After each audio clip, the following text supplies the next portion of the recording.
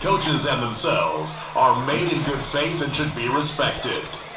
Spectators can support both of these teams by refraining from derogatory or demeaning comments and cheers today. We hope that you will enjoy the game and support the students in a positive and sportsmanlike manner. More awesome tunes. All right, I want to welcome everybody here on HintonComets.tv, powered by Squirtle. This is a little pre-game show. Your Hinton Comets football team on the road back-to-back weeks this week here at Hennessey against the Eagles. The Hinton Comets 2-0 on the season, looking to get win number 3 in the W column here. So kind of starting out this pre-game show here, talked to Potter before the game. So offensively, you know, kind of rolling back last week to Snyder, they got a win 27-0, and it's one of those type of games that defensively, you know, they shined, they played really well. It was one of those games that felt like that, you know, regardless of what happened on the field, Snyder was going to have an extremely difficult time scoring, and it was going to take sort of a misfortune play of events for them to score. So, you know, you got to give credit to the defense. But offensively, just kind of talking to Coach Potter, there's some things that they definitely want to do better going into this game, and that starts with the approach up front. You know, as far as fundamentals, offensive line play. You know, Coach Holman and I were talking in the broadcast last week in the first quarter, like, we weren't really exactly sure in a lot of those plays if it was just a numbers issue or if it was a matter of blocking assignments. And kind of going back and looking now, it's probably leaning more towards some of the blocking assignments and just fundamental O-line play. So, you know, again, the strength of this team is essentially the meat and potatoes. It is the defensive line and offensive line. You've got a lot of upperclassmen, a lot of size and athleticism to go with that. So when they're not playing well up front, it really makes things more difficult on your quarterback and your skill set players. And so that's one of the areas that Coach Potter, I'm sure, is stressed. He's talked to me about that he wants us to do better this week. It's just simply to block up front better, you know, play a little better with their assignment. So if they can do that, of course, this is a team that is still run first, run heavy. They want to set the tempo. They want to win the time of possession. They want to be physical, kind of come in and just punch them in the mouth. And I'm sure here on the first drive, you know, usually the first 10, 12 plays are pretty well scripted. I would not be surprised if that's not what they do when they come into this, is just simply run in there, maybe do some, you know, quarterback lead draw, or maybe do a halfback dive, just, you know, try to punch them up the mouth and see if we can't get some better play from the offensive line this week. So, you know, establishing the run, being focused, or being physical, just the biggest focus is on the team this week. So, and then, of course, you know, a lot of the, you know, like, for example, Roderick Showers and Braden Strong, you know, they've gotten a lot of productivity from their skill set players this year. So it's like, you know, talking to Coach Potter, he said, hey, you know, one of these things we can do is if we get the run game established, you know, they're going to have to start bringing more defenders into the box, and that allows us to open up different combinations and different things in the passing game as well. So, you know, you establish the run, you get that going, and the next thing you know, that can open up some possibilities in the passing game. So you've got a senior quarterback, you've got some upperclassmen. Of course, we mentioned Braden Strong, Roderick Showers, and they'll mix in Hunter Helms and some other players as well. So, you know, you get the run game going, and that opens up here in the pass game as well. So, you know, and then kind of flipping it back to defense, you know, one of the things that Coach Potter talked to me about, they have a freshman quarterback. His number is 9. We'll get his name here in just a minute.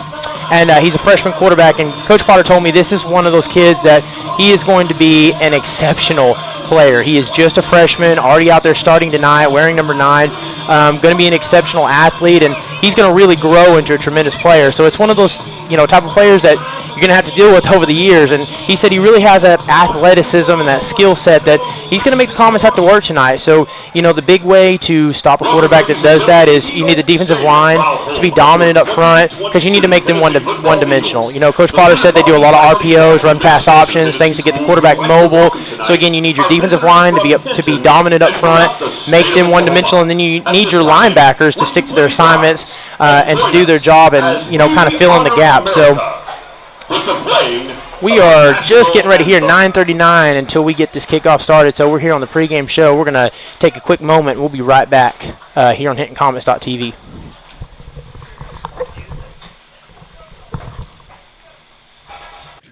2 words, cashback. 2 more words, you're welcome. Remember that jar in your dresser where you would throw your loose change at the end of the day? Then occasionally, you take the jar to the bank to have it counted and enjoy a bit of a surprise to find there is more in there than you thought. That's Square One Banking, the account with a virtual money jar, and it's offered exclusively by Legacy Bank.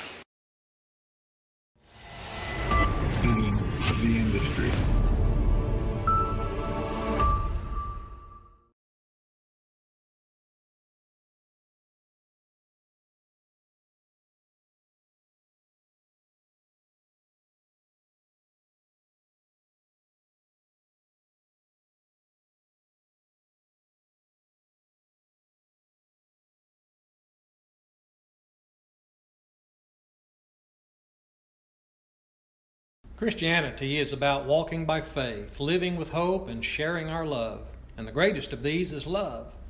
We love God, our neighbors, and one another.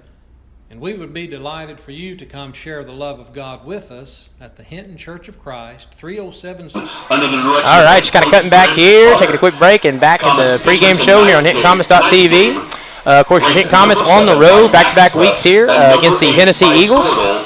Of course, Comets 2-0, looking to get that third win, and of course, right now, just looking to show progress here, looking to build on things from week to week, and it's all about getting yourself prepared for that district play. So, 2022 record, 2 wins, no losses in non-district play so far, following last week's 27-0 win versus the Snyder Cyclones. The next game for the Comets will be Friday, September the 16th versus Carnegie Wildcats. Your Hennessey Eagles out of Class 2A District 1 under the direction of head coach Paul Hicks, his assistants Evan Sprayberry, David Reedus, Paul Rout, Corey Walker, Chris Rapp, and Aaron Pitts. Athletic trainer provided by McBride Clinic with student trainers Avery Vendetti, Cadence Hicks, Larissa Macy, and Alyssa Gilliland. So far, only 2022 season, your Eagles 1 win, 1 loss, both in non-district play, following last week's loss at Crossings Christian Knights. The next game for your Hennessey Eagles in 2 weeks, Friday, September 23rd at Oklahoma Christian School, with the next home game, Friday, September 30th, with the Perry Maroons. That will be Homecoming 2022. This and all broadcasts can be seen live streamed by HennessyEagles.tv, powered by Squirtle.tv.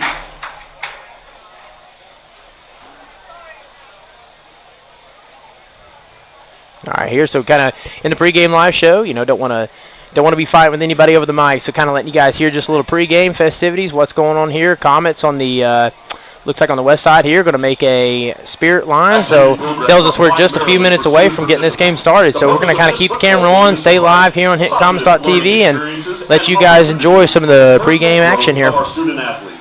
This competition is being conducted according to the rules of the Oklahoma Secondary Schools Activity Association. Players, coaches, officials, spectators can and are expected to assist in the promotion and achievement of good sportsmanship ideals by taking personal responsibility for keeping this contest at a high level of fair, clean, and wholesome competition. Good luck to both teams.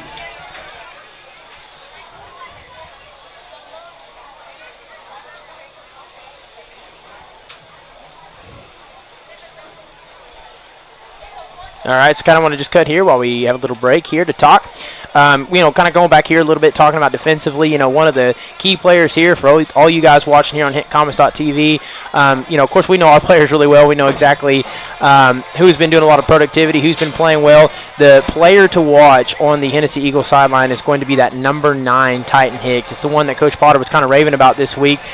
He is the quarterback, of course, and he is just a freshman, but Coach Potter really believes that he is going to grow and be a special player, and he's already a tremendous athlete. So, again, he's going to be the starting quarterback. And, he said he's got several skill set players, good wide receivers, good pair of wide receivers, a pretty good tailback. And so he said that really the strength of the Hennessey Eagles is their skill set players. So, again, the pressure's going to be early here to, set the tempo up front offensively on the offensive line. And then, with the defense, it's just going to simply be defensive line being dominant up front, making them one-dimensional. And then, of course, linebackers, sticking to their assignments, closing gaps, protecting the boundary and, doing their job and getting it done. They're going to run a lot of RPOs. They're going to really use that athleticism and mobility of the quarterback to their advantage. So, Comets got to be on their best game defensively tonight. Sam McPhee and field judge Sean Spicer. Of course, our coaches here for the Hinton Comets, led under the direction of head coach Grant Potter. Of course, John Wofford, Jim Gaither, John McCrae, and Alan Burge rounds out your coaches. Athletic director Jared Holman, of course. Who's been having quite a week here. I got to brag just a little bit. Right now, the Comet softball team playing in the Fairview tournament got a win yesterday. Got a 3-2 win off a walk-off double. and a big pair of wins yesterday, so they'll be playing in the semifinals tomorrow. I believe that game starts at 2:30, and if they win that, they'll be playing in the final Saturday evening. So it's a Saturday. It's a fun Saturday. Lots of, no school, no work for a lot of people. The Lady Comets could sure use your support. They'd love to see you out there at the Fairview tournament. So it's going to be lots of fun. They got a semifinal reign and really good chance at winning the tournament. So come on out and support them. And of course, that's led by Jared Holman, who's been he's our athletic director. He's our principal. He's softball coach. He's worn many hats for the Hinton Comets and does a fantastic job. So clearly can't brag on him enough. And then sometimes even on Friday nights he's up here in the booth doing color commentating with me. So just got to give a shout out. Corner number 2, Weston Smith. Free safety number 3, Andres Gonzalez. Safety number 4, Seth Simonet. Safety number 7, Brandon Baez. Corner number 10, Kevin Trio. Sam linebacker number 15, Jessen Harden. Real linebacker number 21, Mauricio Baez. Rush number 55, Cam Griffin. Defensive tackle number 56, Gunnar Carthel. And nose number 64, Brian Valdez Nunez.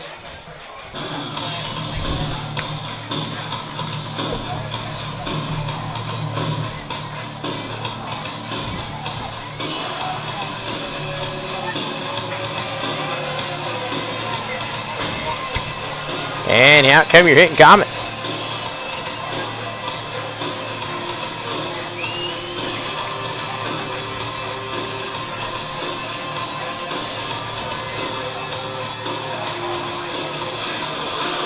And again, want to give a big shout out to all you guys watching on HintonComets.tv, of course, powered by Scored. I want to give a shout out to you. If you are on any social media application, that is Twitter, Facebook, Instagram, anything like that, we want you guys to give a shout out here and use hashtag Comet Nation. So if you want to tell us who you're watching, if you want to tell us where you're watching from, you want to tell us maybe a play of the game, just give us a shout out. Go ahead and put something on Twitter and do hashtag Comet Nation. We want to hear from you no matter where you're watching. We've had people that have watched from all parts, basically, of Oklahoma. We even had a couple people that were former students here that have watched from Florida. So you'd be very surprised where we have people watching from here on the live stream. So regardless of where you're at, what you're doing, who you're watching, why you're watching, let us know and use that hashtag Comet Nation.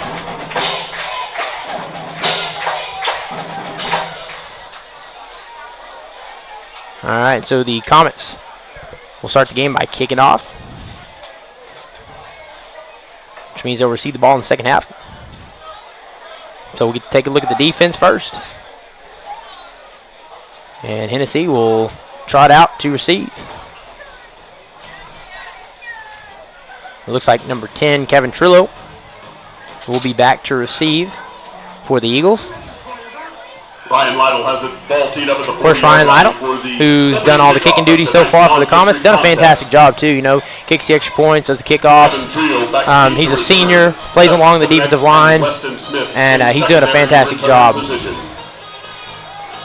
Something that's really nice. It's one of those things you don't really know you're missing until you don't have it, and Ryan Lytle's absolutely provided that. And we are underway. It's kickoff sales, catch a little win. Fair caught by number 9, Titan Hicks, at the 30-yard line. So that's where we're going to start the first drive. Hicks near the 30-yard line. All right, so right off the bat, we're going to get a look at this Eagle offense. Of course, led under the direction of number 9, Titan Hicks. If you missed out on the pregame show, one of the things Coach Potter mentioned is that team walking tacos near the concession area, and also have a little bit of time to sign up for the halftime punt, pass, and kick. Right now, the ball is spotted on the 30-yard line. Eagles take over, first down and 10. All right, 2 by 2. Shotgun set underway. Going to get the first look here at the freshman quarterback. Lining up kind of base formation here. 4 down linemen, 3 linebackers out as they swarm in there. Stiff arms Hunter Helms and gets a solid gain of about 4 there. By Langston Smith, 5-yard gain on the reception. Hunter Helms there defensively. All right, so a couple pair of comments in there, of course, led by number 4, Hunter Helms, so 2nd down and 5. So, again, a good, solid gain there on the first play. Kind of something you want to do. Down 5 from the 35. Going shotgun set, empty set this time. So we'll see here as he's going to hold it here, but he's met by a swarm of Comets. Brought in there by a pair, looks like led by Ryan Lytle, number 77. Tackled at the line of scrimmage by Ryan Lytle. No gain on the play. You know, we just talked about him, bragged about him on kickoffs. I tell you what, though, he provides a lot along that defensive line. That defensive line has led a lot of size, a lot of experience, a lot of upperclassmen. So that's what Coach Potter said before the game, is you want to get that defensive line established, make them one-dimensional. And I tell you what, from the 35. That's a good way to do it right there. So here we go, empty set, 3rd and 5. Interesting here. Maybe look to get a pass out quick, and he's going to do just that. But no really downfield blockers, and Braden Strong in there on the tackle. Of course, assisted by Jack Brookshire. Seth Simonek on the reception. Tackled for a loss. Braden Strong there defensively. Of course, that's one of those plays you get the ball out quick. Run on the reception. You got to have downfield blockers, and those blocks really kind of got blown up. It was a matter of a numbers game. They didn't really have the numbers, and the blocks sort of got blown up, and so that led to a pair of Comets kind of swarming in there, and at that point, it's just do your job and close in, and really good job defensively, first drive here. Trevor Rodman deep to return. So we got number 21, Trevor Rodman, of course, the Manimal, back to return, and they're going to let it fly here as he gets forced out of bounds, and we got a flag on the play. So Jake Wright forced him to the boundary there, kind of pushed him out of the play, the down to play. And so that draws the penalty flag from the official.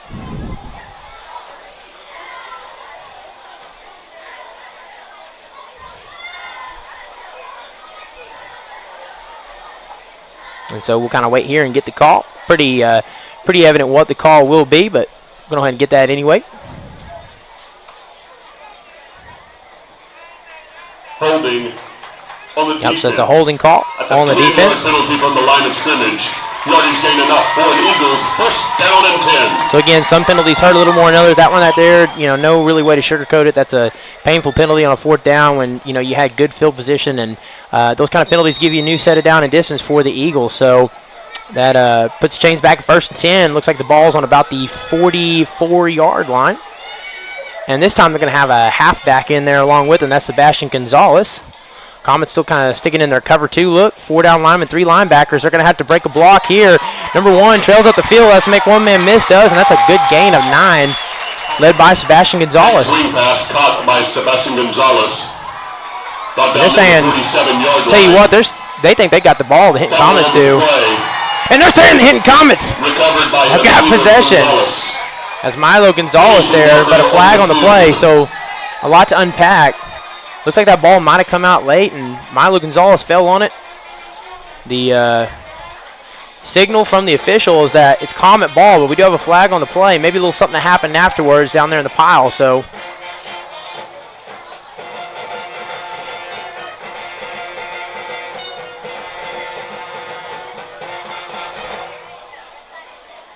So we'll await the call here.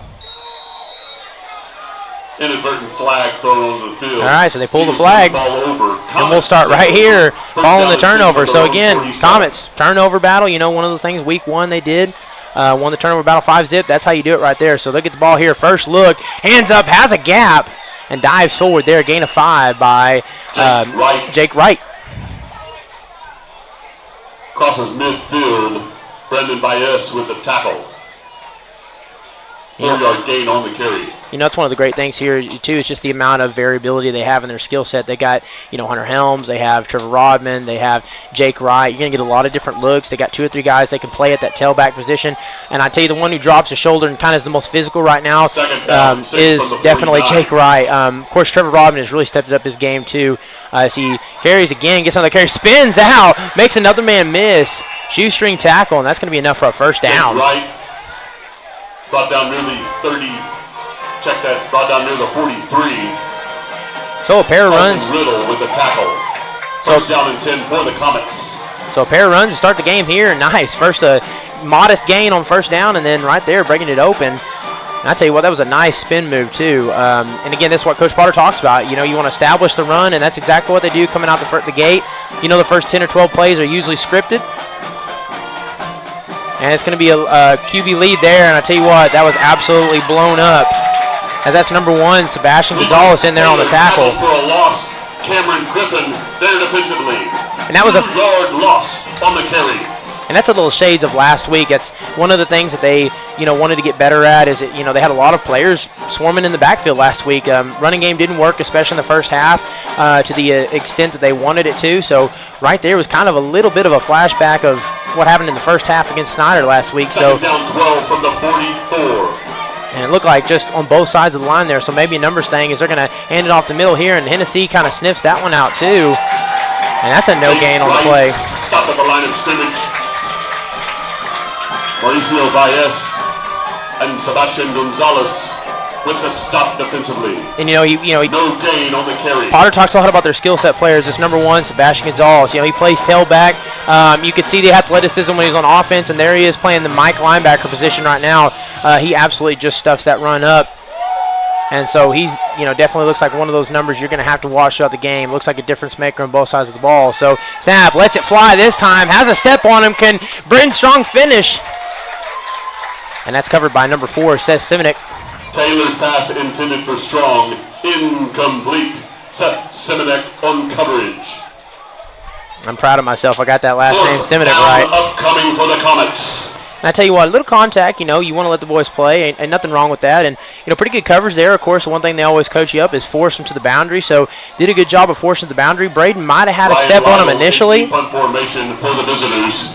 Kevin Trio to return. But Simonek did a good job of closing the gap. So punt here, and of course the flag flies. Punt kind of takes a Comet bounce, and it's down at the 14-yard line. So we'll see what the flag is. Punt is down by the kicking team at the 14-yard line. Penalty marker at the line of scrimmage. Again, looked like the flag flew just before he got the kickoff, or before he got the punt attempt off. Still awaiting a signal.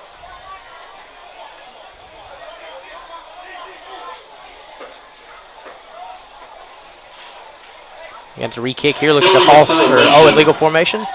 On the offense, too many men in the backfield. It's a 5-yard penalty from the line of scrimmage. Replay, 4th down. Okay, so illegal formation. I may have read the signal a little bit too early. Thought maybe we just got a false start there, but they're saying illegal formation. So again, that's a kind of a tough penalty, but not too big of a deal. You're sitting right about midfield.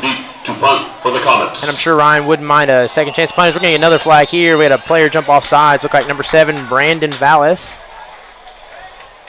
And so we're going to do this again. Dead ball foul. Offsides on the defense. 5-yard penalty.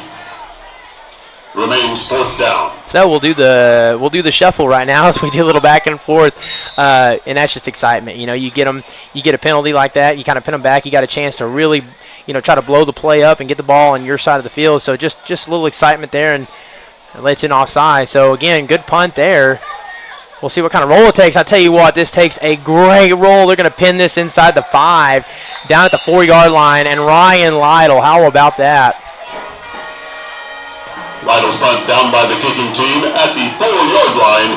That's where the officials mark the ball. 1st down and 10 for the Eagles. I tell you what, and even if you're having to punt, that almost feels like a win. That's almost like one of those. The will follow tonight include Luther at Oklahoma Christian School, Alva at Fairview, Newkirk at Woodland, Chisholm at Kingfisher, and Perry at Tonkawa. We'll keep you up to date with these and other games as the evening progresses. And that's one of those, kind of picking up here. It's one of those that almost feels like a win. It feels like a long drive that you march it down to about the, inside the 5. So really good job there by Ryan Lytle. And you give him enough chances, he's going to put one together. And that was an absolutely awesome punt. Good job by special teams. So pinned inside the 5 here. Rolls out right. Going to try to stiff arm, use that athleticism. He brought down by Hunter Helms on the play. Tyden Hicks on the off-tackle keeper. 3-yard gain on the carry. Yeah, a little tough to tell there. Looks like he gained about 3 there, so good job by Hunter Helms. Have to make kind of the small open space tackle.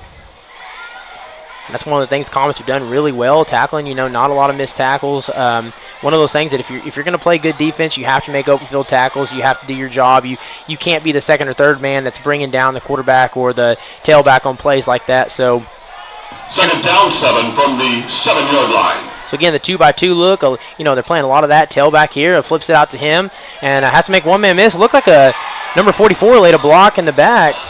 Sebastian Gonzalez on the reception. Not trying to call it out here, but Langston Smith. Penalty marker on the field. Tell you what, looked like Langston Smith just flat out did a block in the back, and we'll see the call here. And they may decline it. Coach Potter's waving like he wants to call this one off.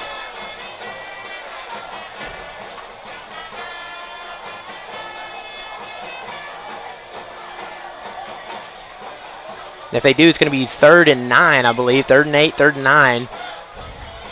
Illegal block in the back from the Eagles. That penalty is declined. Result of the play is a 1-yard loss. Yeah, so had it right, block in the back. Pretty easy to see. 3rd and 9 off the decline. And, again, that's the right decision here. You want to put yourself in 3rd and long. It's one of the things Coach Potter preaches.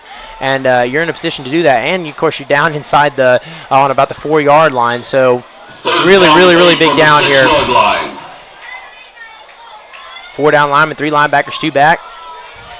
Has to let it out. Met by pressure. He's got blockers. Let's see if he can follow or not. Comets do a good job of getting off those blocks. Screen pass to Sebastian Gonzalez. This is going to be pretty close.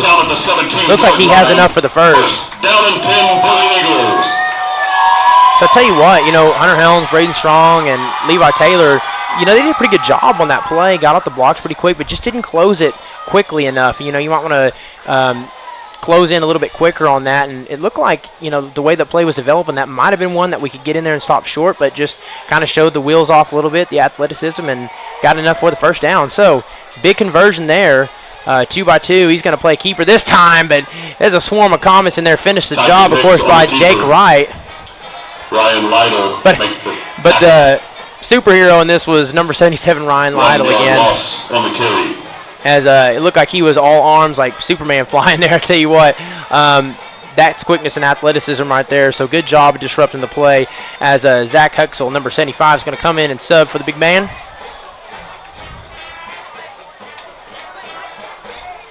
Of course, you got Thomas Strother and Milo Gonzalez playing there on your DNs. And here they go, trips left, excuse me. Snap. He's looking right to pass. He's going to keep it. Finds some space up the middle. Draws forward there. Brought down by a pair of Comets. But that's another good gain. Maybe of about 7 on the play. 8-yard gain. Jack Brookshire with the tackle. 3rd down and 3 for the Eagles. So running up tempo here, 2x1. Snap, low snap, bobbles it. Has to make something out of it as he just kind of tromples forward, showing off the strength. And I tell you what, that's on the keeper. Crosses the 30.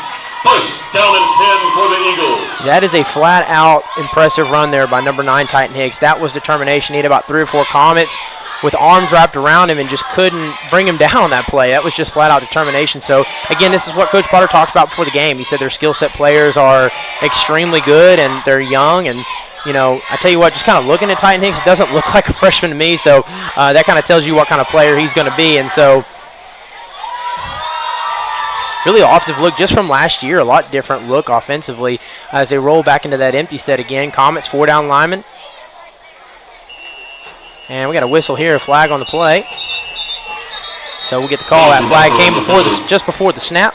Looks like it might be a false start on the offense. Dead ball foul. False start on the offense. And that's a false start penalty. 5-yard penalty. Remains 1st down. That's going to trick them back 5 yards, so 1st and 15. And again, you'll take the small victories where you can.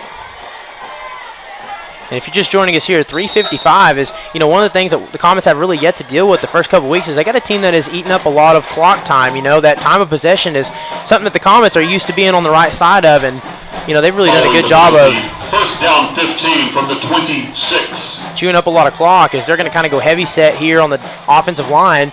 Trips left. Of course, joined by Sebastian Gonzalez playing tailback. And kind of spots something out here. Has no blocks, but cuts back inside. And I tell you what, good job there by Jack Brookshire blowing that play up. He kind of brought his man down, forced that play back inside, and the Comets were able to finish defensively. Smith on the Hicks reception.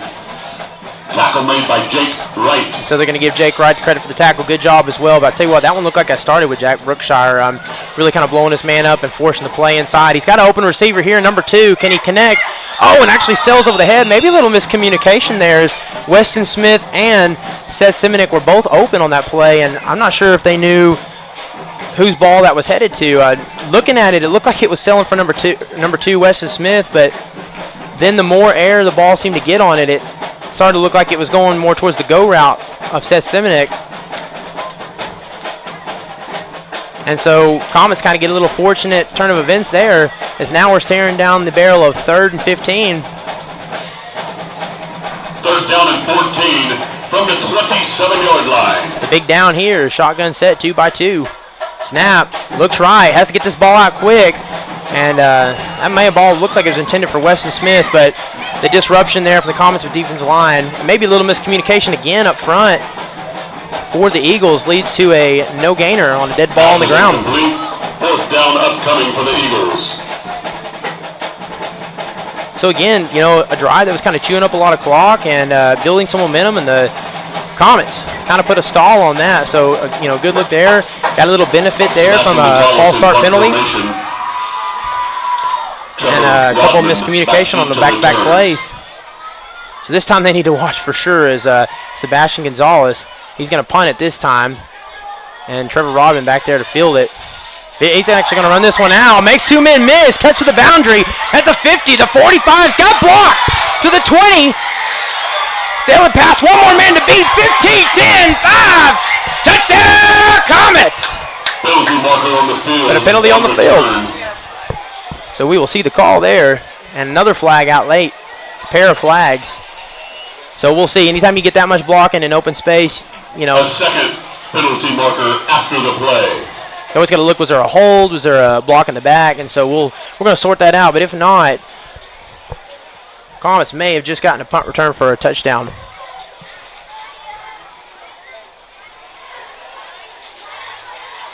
And so it might have been, looks like there was 2 flags, one that came in and then one late after the whistle, after the play was over. So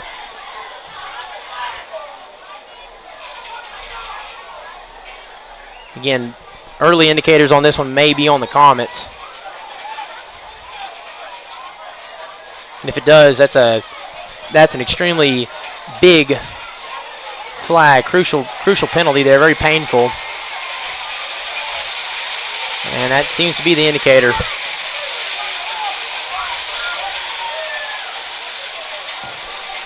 Illegal block in the back.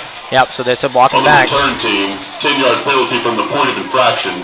Dead ball foul. Unsportsmanlike conduct. Oh. On the Comet bench. Oh, and I tell you what, that is something that, that second penalty there, of course, it's still good starting position, but, one of the painful things there, of course, is it negates the touchdown, takes that away. But I tell you what, Coach Potter, he absolutely preaches, coming into an opposing stadium, coming into opposing field, and, being the adults in the room, handling your business, being mature, going about it in a professional manner. I know he is going to absolutely hate that call, that second flag. And I tell you what, nobody does a better job of holding his home players accountable and, really the team building aspect than Coach Potter. So I know they're going to get it sorted out. That is not who the Comets generally are, and I know that's a penalty that is going to have them sick.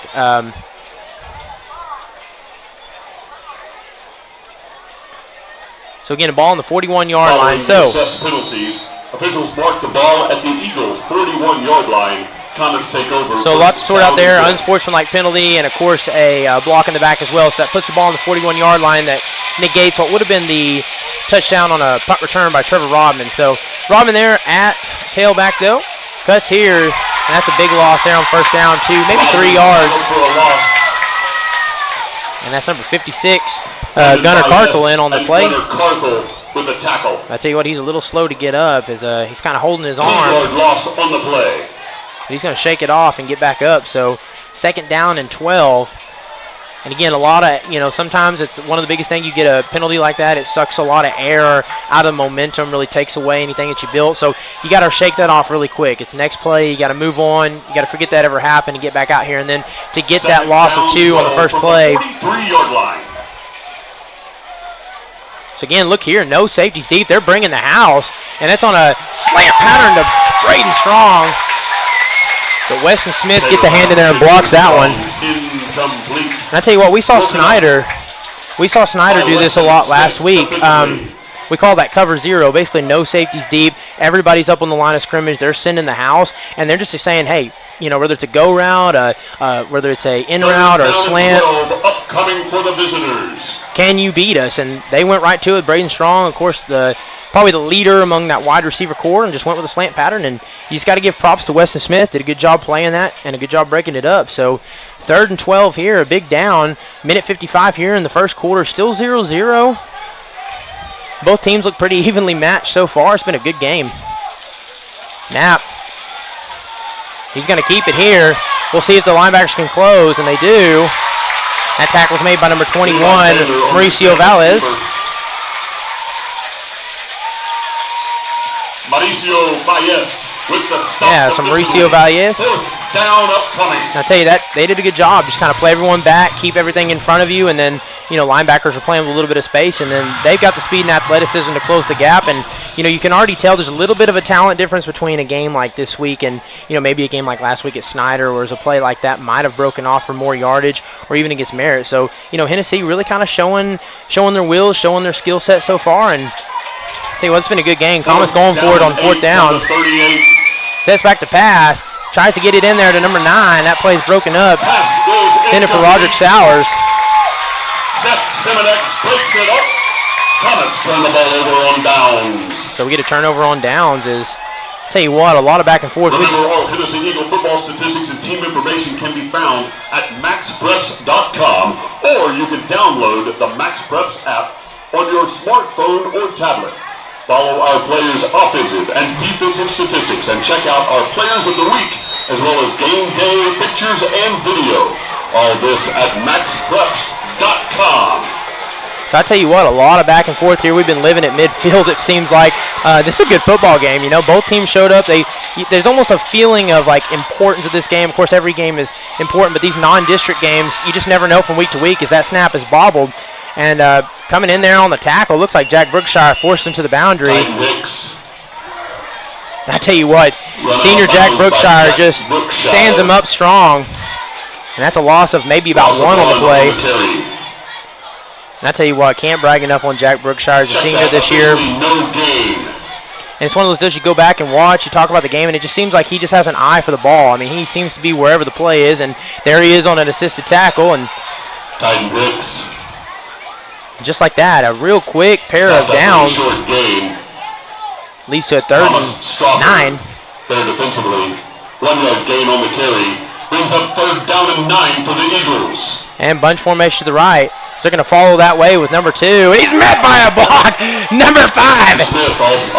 Jake Wright. Oh, my goodness. Jake Wright with the stop.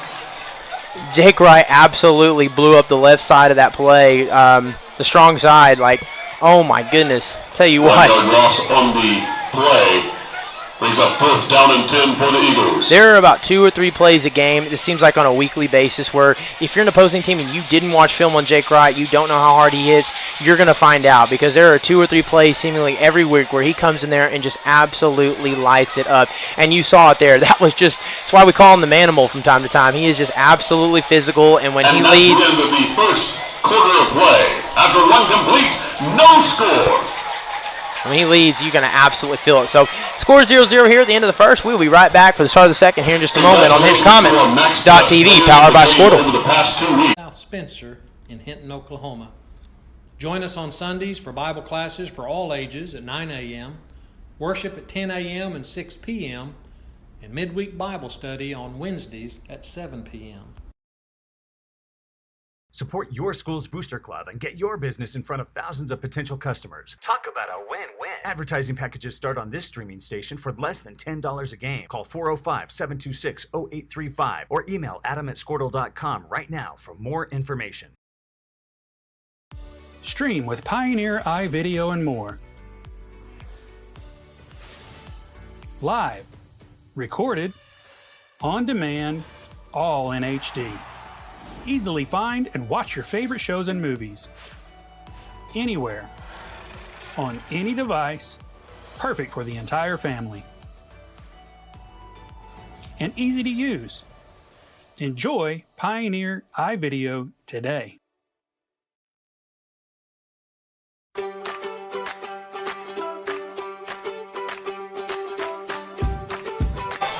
All right, I want to welcome you back here to the start of the second quarter. Your Comets all tied up 0-0 against the Hennessey Eagles. It's been a good first quarter from both teams. It's been a lot of fun.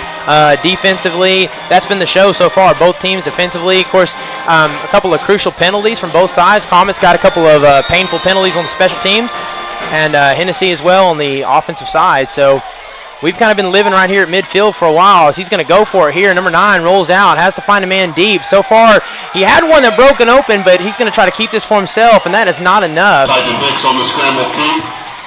Brought down near the 47-yard line.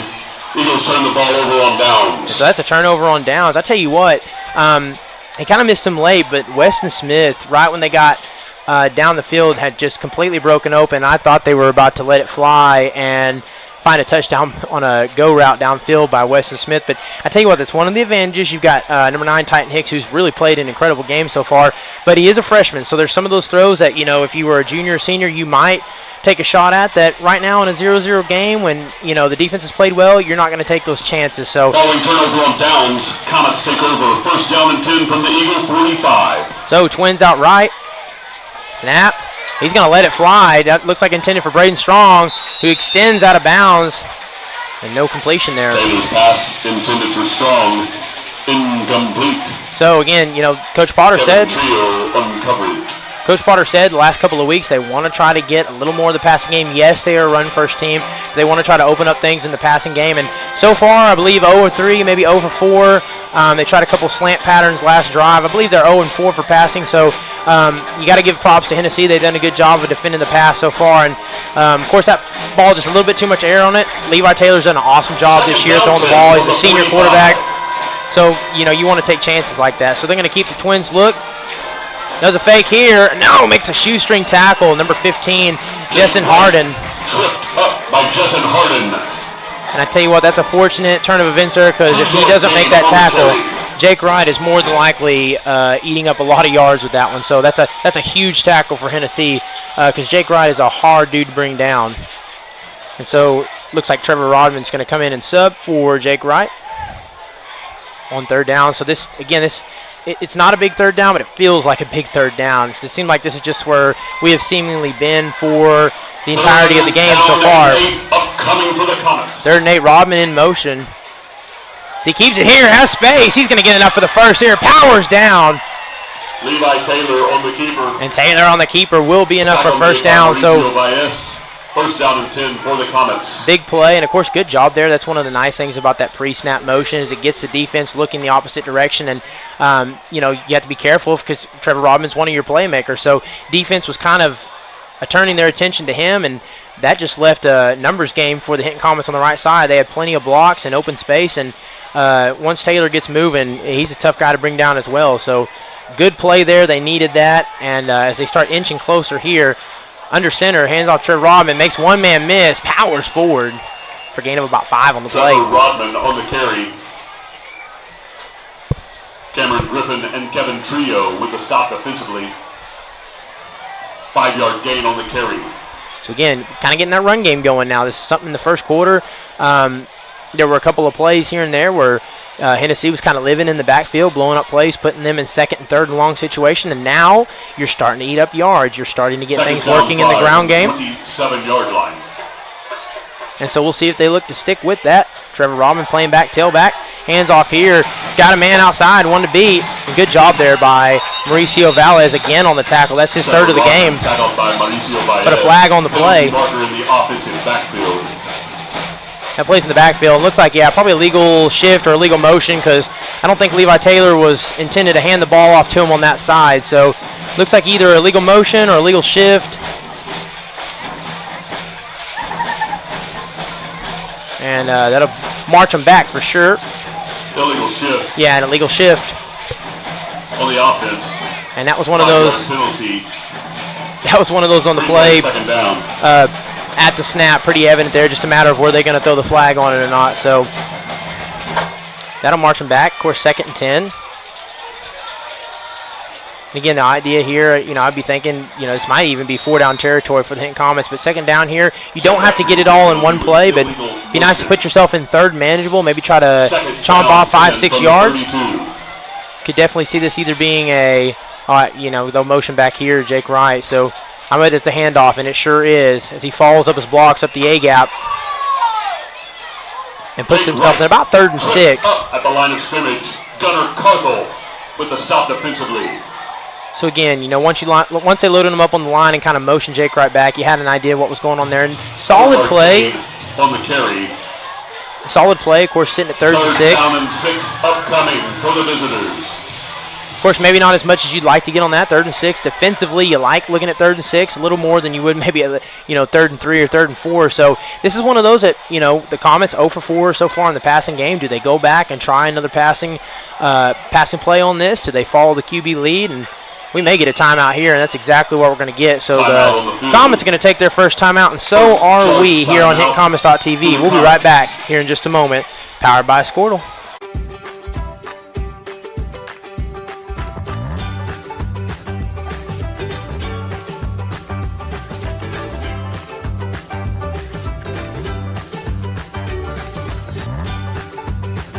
Stream with Oklahoma's #1 high school streaming service, Squirtle.tv. Find out more at Squirtle.com/stream. At Maples Nixon Diesel Horse, we've helped a lot of people, and our goal was to treat each and every person like a friend. And as a friend, we've got your back, always. We understand what you're going through. Being lawyers is what we do, but it's not all that we are. We care. We'll stand beside you throughout the entire legal process, not just as lawyers, but as your friends. We are Maples Nixon Diesel Horse, and we are here to help.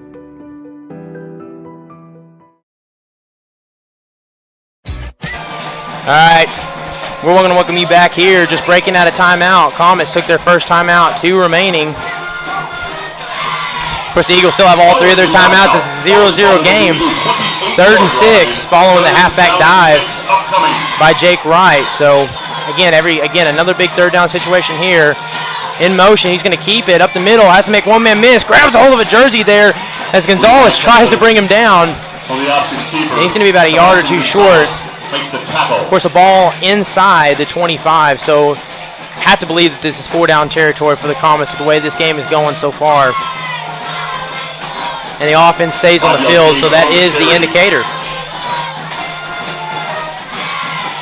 And Roger Sowers, we joined out wide by Xavier Murillo. And again, would not surprise me to see either a handoff to Jake Wright or QB keeper. Probably a handoff to Jake Wright here, just judging by the way that is. Goes up the left side. It's met by a pair of blockers. Oh, and my goodness. I tell you what, you gotta give some props there.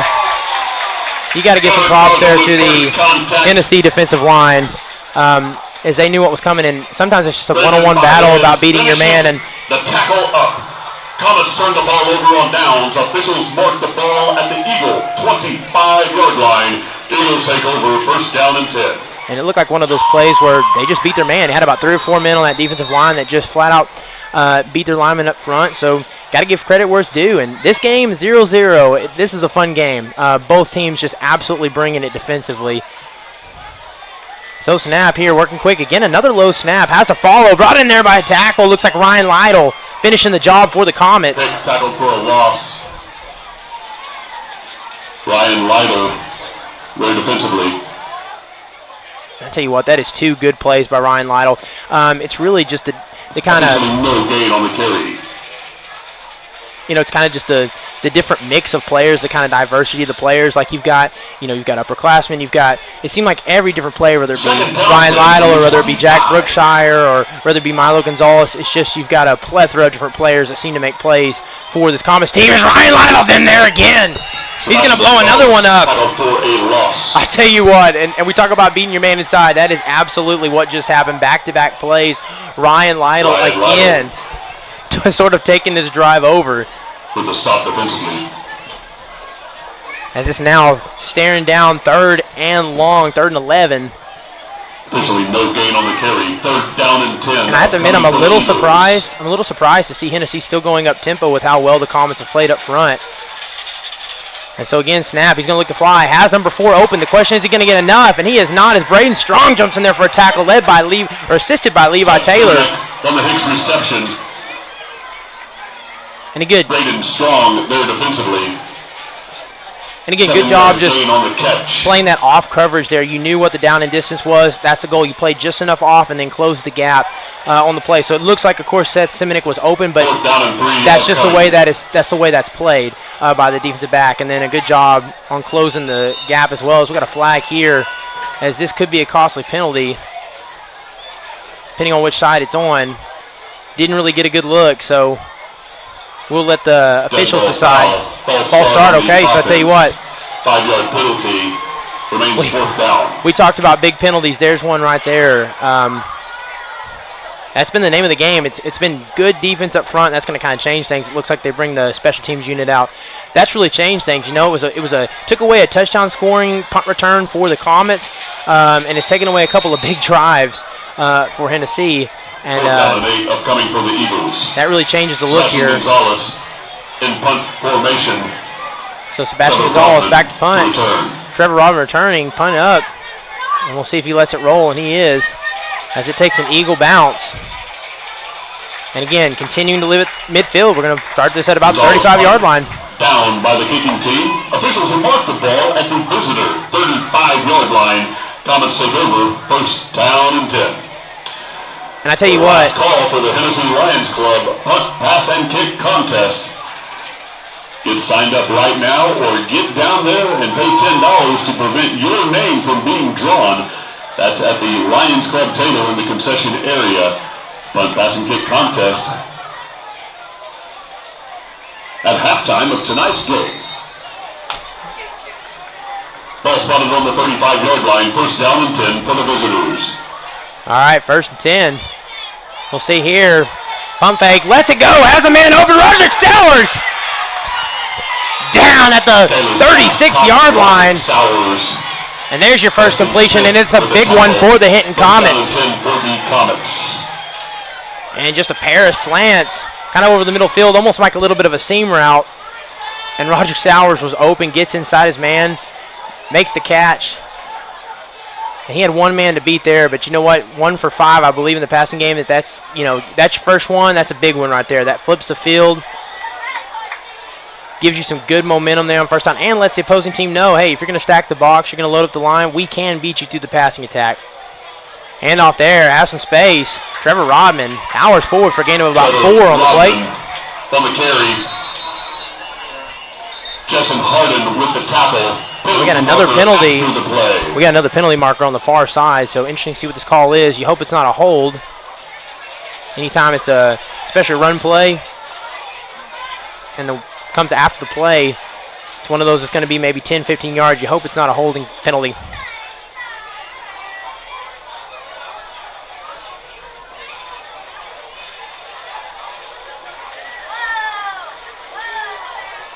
And they're signaling on the Eagles.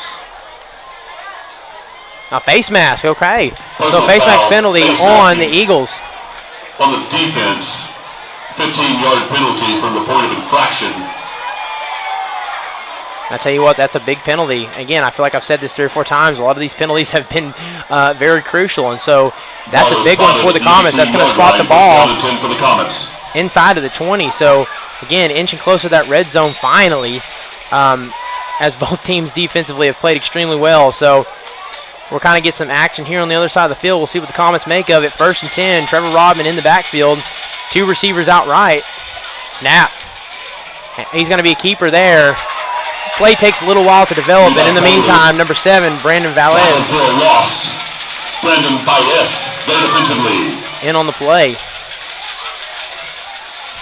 So again, one of those things I'm noticing here, I tell you what, their linebacker play, especially their middle linebacker, Sebastian Gonzalez, and then their strong safety. They have him listed as strong safety. I tell you what, their big men are playing extremely well as far as on the skill set side. Their safeties have played well. Their Mike linebacker has. They do a really good job of kind of closing in the gaps and really getting to the ball quickly, which is something that the Comets haven't seen a lot of in the first 2 games of the season. So Hennessey definitely looks like they got a shot in the arm with athleticism. See, breaks off to the right. It's going to fall. Ryan Lionel trying to make one more miss. Falling down inside the 5. Levi Taylor on the keeper. And that's down at the 3-yard line. Brought down at the 3-yard line. Sebastian Gonzalez and Brian Valdez-Nunez. And so, with 4:18, with 4:18 here in the second quarter, this is a big scoring opportunity here as both teams sitting at 0 apiece. As that was just patient running there by Levi Taylor following Ryan Lytle. That was a lot of fun to watch. And sometimes you just got to be patient, let the blocks develop, and follow your man. And that's exactly what Taylor did. So again, I'd look to see them stick to the running game here. Hands off, Jake Wright up the right side, has to make one miss. Chooses to bounce outside as opposed to cutting inside. And we may have a injury here, as we really, really hope that Jake Wright is okay. Looks like they might have caught a piece of either the face mask or maybe the shoulder. Don't think it was intentional, of course. Don't think it was intentional, of course. That was a really awkward tackle. And, again, looked like if he cut inside, he might have had an opportunity to touchdown, and kind of bounces outside, which, again, he has that athleticism. It's no wonder that he chose to do that. But good job there by Hennessey and closing in, and you just hope he's okay. That was a kind of an awkward-looking tackle. So we're going to take a quick timeout here and let them sort things out, and we'll be right back here in just a moment on HintonComets.tv.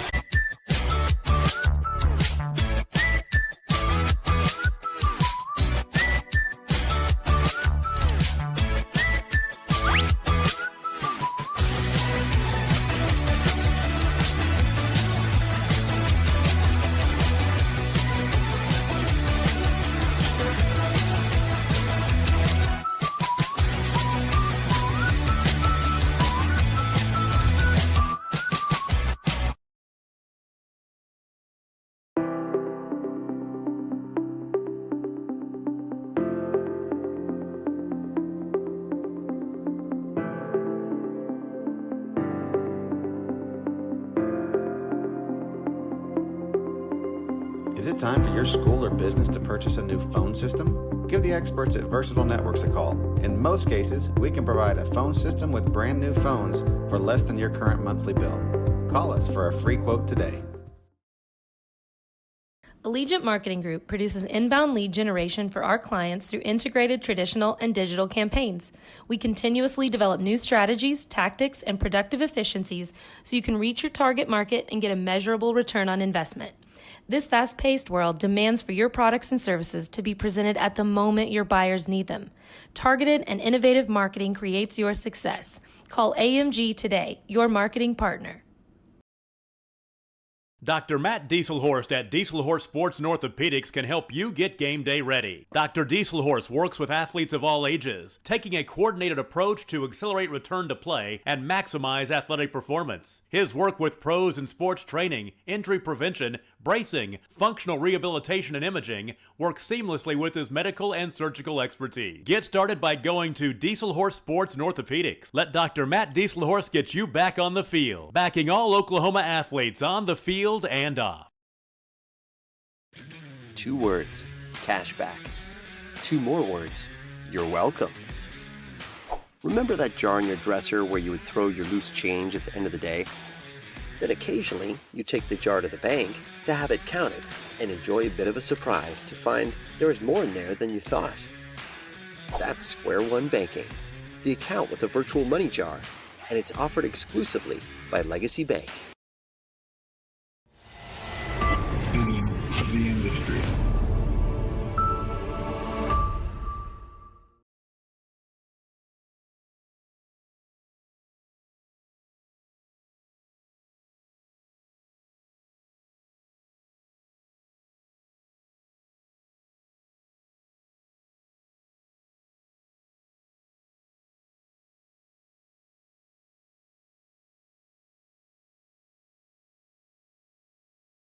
All right, I want to welcome everybody back here. Just giving you an update here. 3:41 in the game. Score is still 0-0. Of course, Comets in the red zone, looking to get the first points on the board.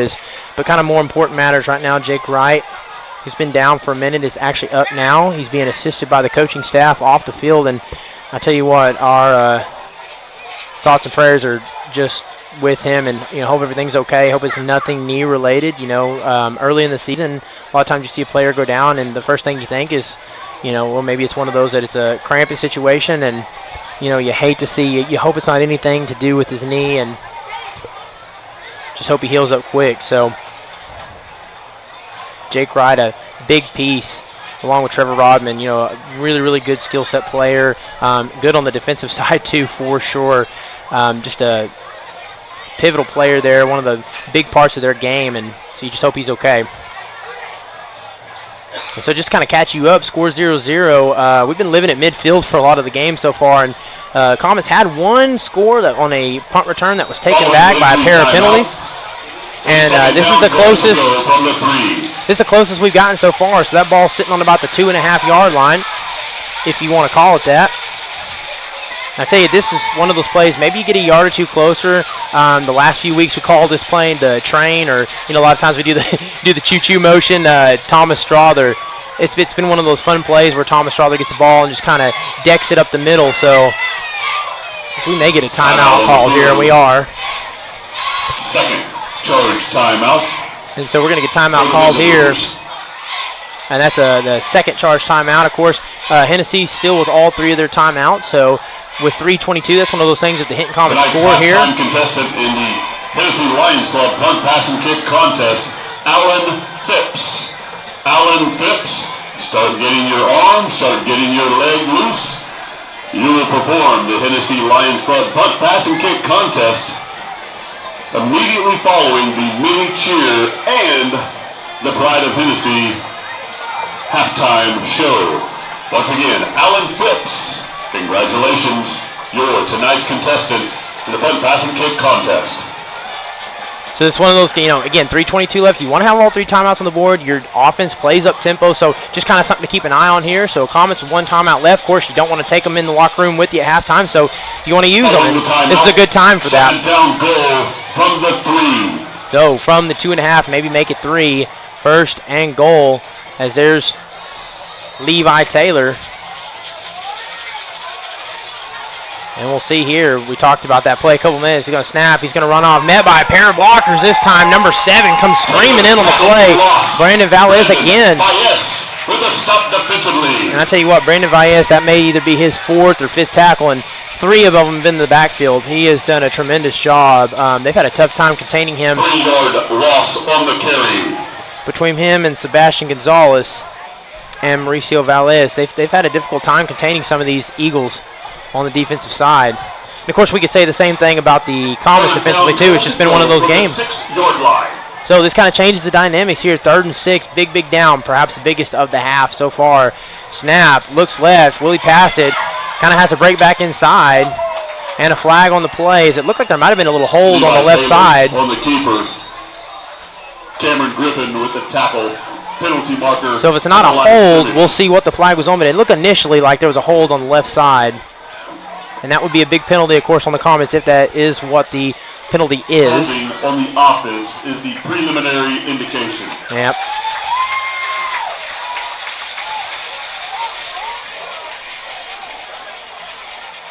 And that's what they're, looks like they were signaling. That's what we're getting on the overhead here. So we'll see if we can confirm that, as we're still kind of awaiting a signal. I think they're kind of talking some things over with the coach. Looks like that's what they're doing, talking some things over here, just kind of situational. Seeing who was involved or who was involved on the hold.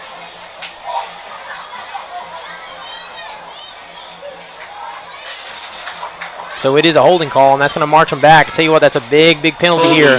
On the offense, it's a 10-yard penalty from the point of infraction. So rather than what initially was 2nd and 3rd a second ago, now turns into 3rd and 15. That really just changes things. So I don't know, maybe you know, my thought is here, it's 4-down territory. Do you run a play here that gets you inside the 10 or the 5 to maybe kind of set you up for a different play on 4th down? Or do you take a shot with Braden Strong here? It's a one-on-one matchup outside. And they're going to take a shot here with Braden Strong, who's got a gap, puts his arms up, bobbles it in and out. Does he maintain possession? He does! Braden Strong! Braden Strong, who bobbles the ball a little bit, but had fingertips on it the entire time, all the way through. Just the question was, were they going to rule that he had maintained possession through on the catch? And the signal touchdown, so that ought to tell you at home what the officials thought on that. And I tell you what a big play. as we saw that same exact play a couple weeks ago. And I love getting to tell the future every once in a while. But that has a lot more to do with just how good Braden Strong is and that one-on-one situation there, as they've gone to that a couple times this season. And so 2 passing completions, 1 for big gain to Roderick Sowers, and then there is your touchdown pass there. So your Comets with 2:18 remaining here, get up on the board and get the first points here of the first half. So we will be right back with you here in just a moment on HintonComets.tv, powered by Squirtle. Scoring drive for the Comets. 6 plays covered 62 yards. Capped off by a Levi Taylor 15-yard touchdown pass to Braden Strong and a Ryan Lytle extra point.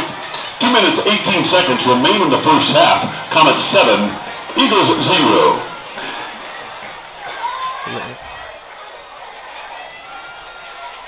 At this time, we need our many cheerleaders together east of the home bleachers. East of the home bleachers, and we need all of our cheer camp participants to gather up and prepare for the halftime. All right, there, so got that thing adjusted. Of course, extra point attempt by Ryan Lytle, good. That puts the Comets up 7-zip. And we're going to stay right here. We're going to take a break here, but you know what? We had to get that scoreboard adjusted. Of course, love getting that scoreboard adjusted and putting points on for the Comets. So at the 40-yard line. 7-zip Comets. Of course, Ryan Lytle kicking off for the Comets. So 2:18 left. But the team, the Hennessey Eagles offense, they do run up tempo. They do have an athletic quarterback, and they do have 3 timeouts remaining here. So, again, defense, this is a super important drive because it is not out of the question that they could put up a quick scoring threat right here. This is fielded by number 2, Weston Smith, who's going to follow his man, has a block, a little hold on the play. The Comets swarm down 2 anyway, and solid field position for the Eagles. Looks like they're going to start on about the 42-yard line. And again, Strong with the tackle on return. And again, 2:10 there. 7-zip game, 3 timeouts left for the Eagles. So this is an important drive as they get pretty good starting position. For punt, pass, and kick, Gage Calder. Gage Calder, you are tonight's contestant. Start getting warmed up. Touchdown attempt from the 42-yard line. He's going to load up the offensive line. A pair of receivers out right. Number 2 in motion, Smith. Snap. He's going to look that way. Does he throw it to Smith? No, throws it downfield. Has a man open. Does. On a route trailing out of bounds. Says Simonek. And that's a good first play there. As he's been open, there's a few plays where Seth Simonek has been open. It's just a matter of could they make the connection. And this time they do. And that's a big first play. Here's the up-tempo. 2:04 remaining. Low snap. We're going to follow his block. It's a QB keeper. A modest gain. Maybe 3 or 4 on the carry. We'll call it 4. But they got to move quick here. Minute 55. Clock still rolling. Alexis Valaspino with a tackle. And of course, that tackle made by Alexis Valaspino. A name we haven't said a whole lot tonight. Nice to see him in there on the plate. Second down, 6 from the 35. 2 receivers out wide on the right side, 1 out left. Snap, low snap again, lets it fly, has him open, can he connect? And he does! And that's a touchdown, Eagles. And again, there was Seth Simonek.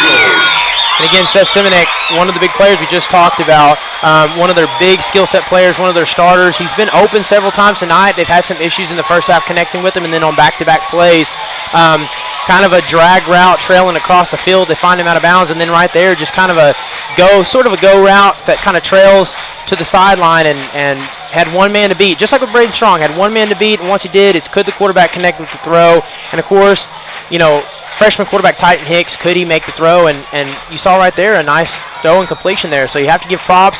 One of those things we said going into this drive is they can score quickly, and it's looking like they may go for 2 here, and that's exactly what they're going to do. So snap, follows a block, and they're going to see if they can push him in. Can they be stood up? Looks like Hunter Helms might have stood him up. Titan Hicks. And that's no good. Short. So Hunter Helms for the Comets. One of those like man-to-man, can you push up? Who's going to win that battle? And it was kind of a stand-up battle there, and Hunter Helms, way to finish. So that's going to keep the Comet lead. Eagles 3 plays, covered 58 yards. Capped off by a Titan Hicks 35-yard touchdown pass to Seth Simonek. 1 minute 26 seconds remaining in the first half. And I tell you what, if that is not a depiction of how this game is going, you've lived at half-field or at midfield for a quarter and a half. Both teams defensively played well, and then bam, bam, score right off the bat. Comets score really quickly there, kind of break up a quick score there, fall on a penalty, and then 1, 2, 3, zip down the field, and we got a 1-point game. I tell you what, this has been a fun game. It's been fun getting call with you guys here up on HintonComets.tv. Hope you guys are enjoying this as much as we are. So a minute 26 left. Comets got one timeout remaining, still leading 7-6 after the 2-point attempt was no good. And so we'll see if the Comets can do anything themselves here again. This might be one of those situations where, Coach Potter has a couple plays drawn up. We got to see some of those last year. It was open. It wasn't a play that was completed, but we saw it against Cashin last year. And so don't want to reveal any secrets, of course, but the Comets definitely have a couple of plays in their playbook for this kind of situation. So we'll see. Do they want to go to that at this point? Do they want to save that, or do they want to run it up here? And it's squibbed. And does a good job there just kind of getting down on it. Jacob Bonniwell falls on it. And that's exactly how you want to feel it. Squib kick, it's kind of coming at you real quick, right down at your feet, just fall on the ball. Skill set players pick up, big men fall. Covers up the short kick. And so that'll put them at about the, let's call it 47-yard line. 47-yard line. Comets take over, first down and 10. And so we'll see what they do here. Of course, just kind of keep an eye on it. You got Roderick Sowers out left, Braden Strong out right. It would not surprise me to let him see it fly. Again, the defense is playing up. One man to beat. We'll see if they can do it. And they hand up the middle this time. Makes one man miss. Falls forward. And that is a solid run by Trevor Rodman. Going to gain about 7 on the play. Carson Riddle with the tackle for the Eagles. Minute 13. And again, just a reminder, Ryan Lytle's done a good job kicking this year. If they get it close enough, that's maybe something that you don't write off. The opportunity to maybe make it a 10-6 game right before halftime. Of course, you're going to need a few more big plays. You're going to have to eat a few more yards here as we're just under a minute, 58 seconds. Clock is rolling. Pistol formation, hands off, up the middle. And it looks like that's tackled down by Sebastian Gonzalez. And he gets an assist from a pair of Eagles as well. Tackled after a short gain. Sebastian Gonzalez with the stop defensively. Of course, Gonzalez, or Mike linebacker, a name we've said several times tonight, just an athletic player. 1 yard gain on the carry. Some of these players, had called this game last year, don't remember saying their names. Either they're a year older or they've gotten kind of a shot in the arm of skill set players. It's a much different Hennessey Eagles team than we saw this time last year. 2 from the 45. So 3rd down and 3. They'll bunch them up along the left side. We'll see if they follow there. Levi Taylor does. He follows his blocks. Powers forward there. Down at the, looks like 31-yard line. 5 seconds left. And they'll use their timeout.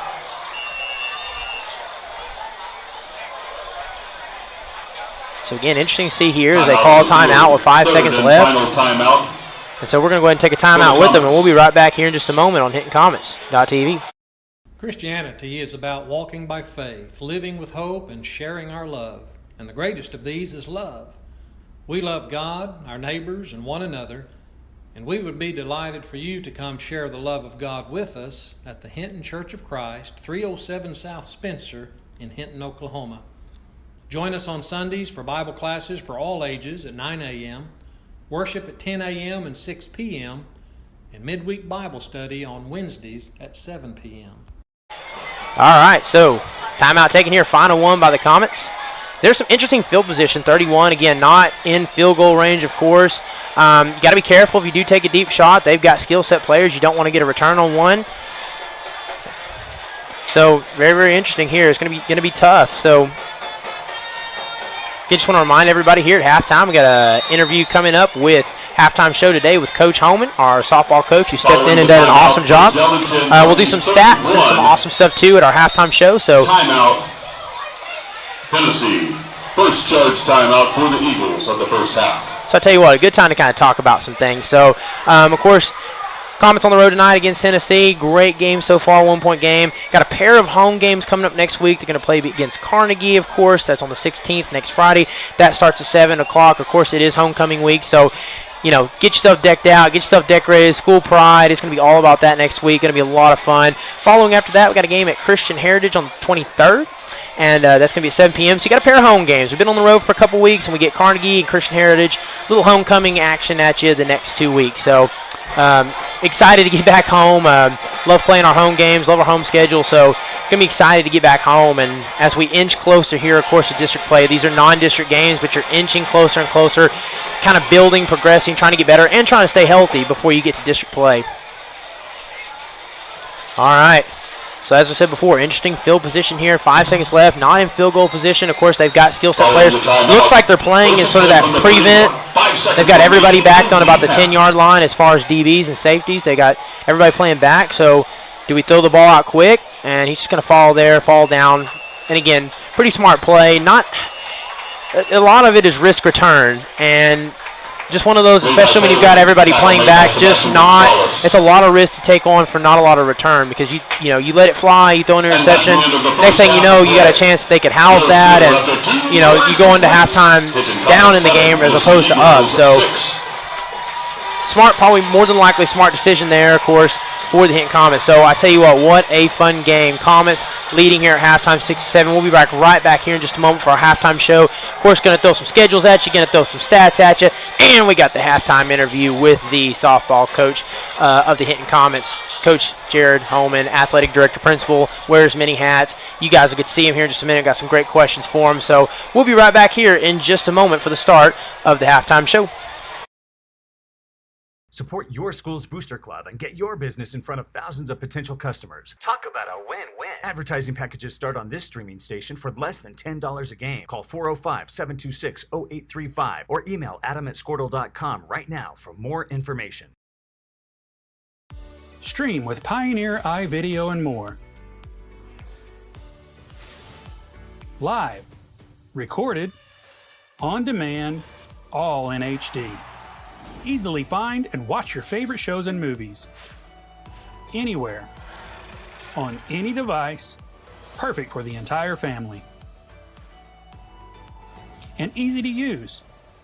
Enjoy Pioneer iVideo today.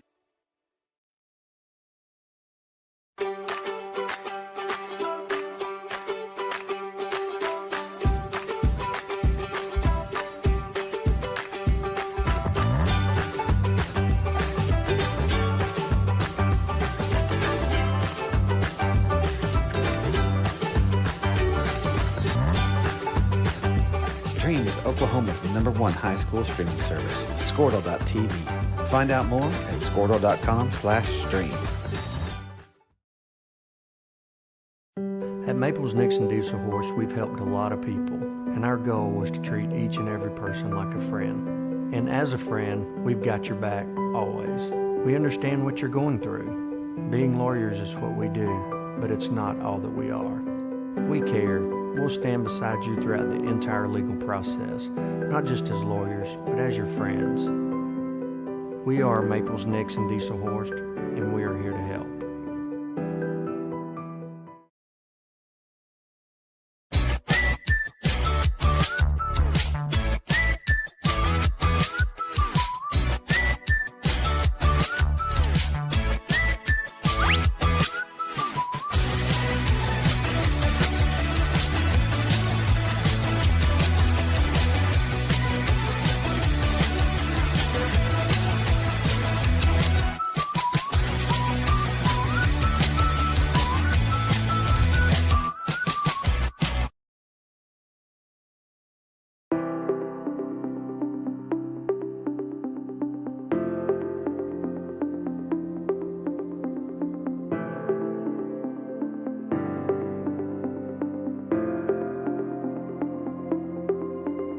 Is it time for your school or business to purchase a new phone system? Give the experts at Versatile Networks a call. In most cases, we can provide a phone system with brand new phones for less than your current monthly bill. Call us for a free quote today. Allegiant Marketing Group produces inbound lead generation for our clients through integrated traditional and digital campaigns. We continuously develop new strategies, tactics, and productive efficiencies so you can reach your target market and get a measurable return on investment. This fast-paced world demands for your products and services to be presented at the moment you're... All right, I want to welcome you here to the start of the halftime show. Took a little break on the halftime show last week, of course. Extremely excited to get back to that. For those of you that don't know, if you don't know, I got to ask, why don't you know? This is Principal, Athletic Director, and, as of this season, Head Football Coach for the... Softball for the Lady Comets softball team. Yeah, watching football, but up here with the softball coach. And I just got to ask you to start off with, you know, this is something you've coached for almost 20 years. You've taken a team to, you've won a state title with the slow pitch team. You've been to a state title with fast pitch. What is different about this season as opposed to previous years that you've coached? Well, you know, first off, the main difference is you know, those teams, I had them from the get-go all summer, and you know, school ball starts. You know, you start playing in August, but you really start in May. You know, you start with your summer pride, your lifting, your summer games. Your practices, you know, so the big difference was that, you know, I kind of jumped in there in the middle of July, you know, and luckily, you know, I had that relationship. I knew all the kids. That was important, you know, being the principal and AD. I knew who all the players were, so I knew everybody's name. That was good. But really, that was just the main difference. Is just, you know, I wasn't able to be there in the summertime, and you know, and then just, you know, having a 4-year break, I had to kind of train myself on drills and you know, some of those things that I did back when I coached there before, but really for the most part I feel like you just kind of like riding a bike. You just jump back in and get right after it. So of course, for those at home, the Hinton Lady Comets have been playing in the Fairview tournament. They had a big win today, a pair of wins yesterday. What are your thoughts on the tournament play so far going into tomorrow? Yeah, you know, I mean, it's just it's kind of loud up here, Nate. It is. Tell you what. You know, we played okay in this tournament. You know, yesterday we played with Tonga, a 7-4 win. Had to face a little bit of adversity. It was kind of good to see us. We were down 3-0. Kind of weren't playing our best softball, but you know, we had one really good inning, a couple really big hits. Scored 6 runs in the 4th inning, and then scored another one in the 5th to win 7-4. Then we really played really well against Thomas, 3-inning 12-0 run rule. Charlie Van Huss with the grand slam home run. You know, today we played Laverne, you know, and we won, and that's good. But you know, we've talked that we have a standard, and these girls want to accomplish great things. And you know, I don't think we played up to our standard today. I don't think the girls feel that they played up to their standard. You know, we talk all the time, and I don't care if they're the starting pitcher, the starting catcher, or they're on the bench.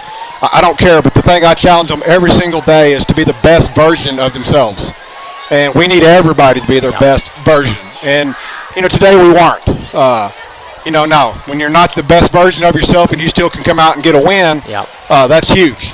You know, and, you know, we were getting some adversity, you know, 2-2 last inning. And, you know, Charlie gets his leadoff single. Alyssa Gomez with a really good sacrifice bunt. And then Allie Bristow, you know, walked it off with a double to win the game 3-2. So, you know, the great thing about softball, it's so much different than so many other sports that, you know, we don't feel like we played our best today, but we get to go play again tomorrow. You know, and I love that. It's not like football, you know, where you play on Friday night, and if you don't give if you're not your best, you got to wait a whole week.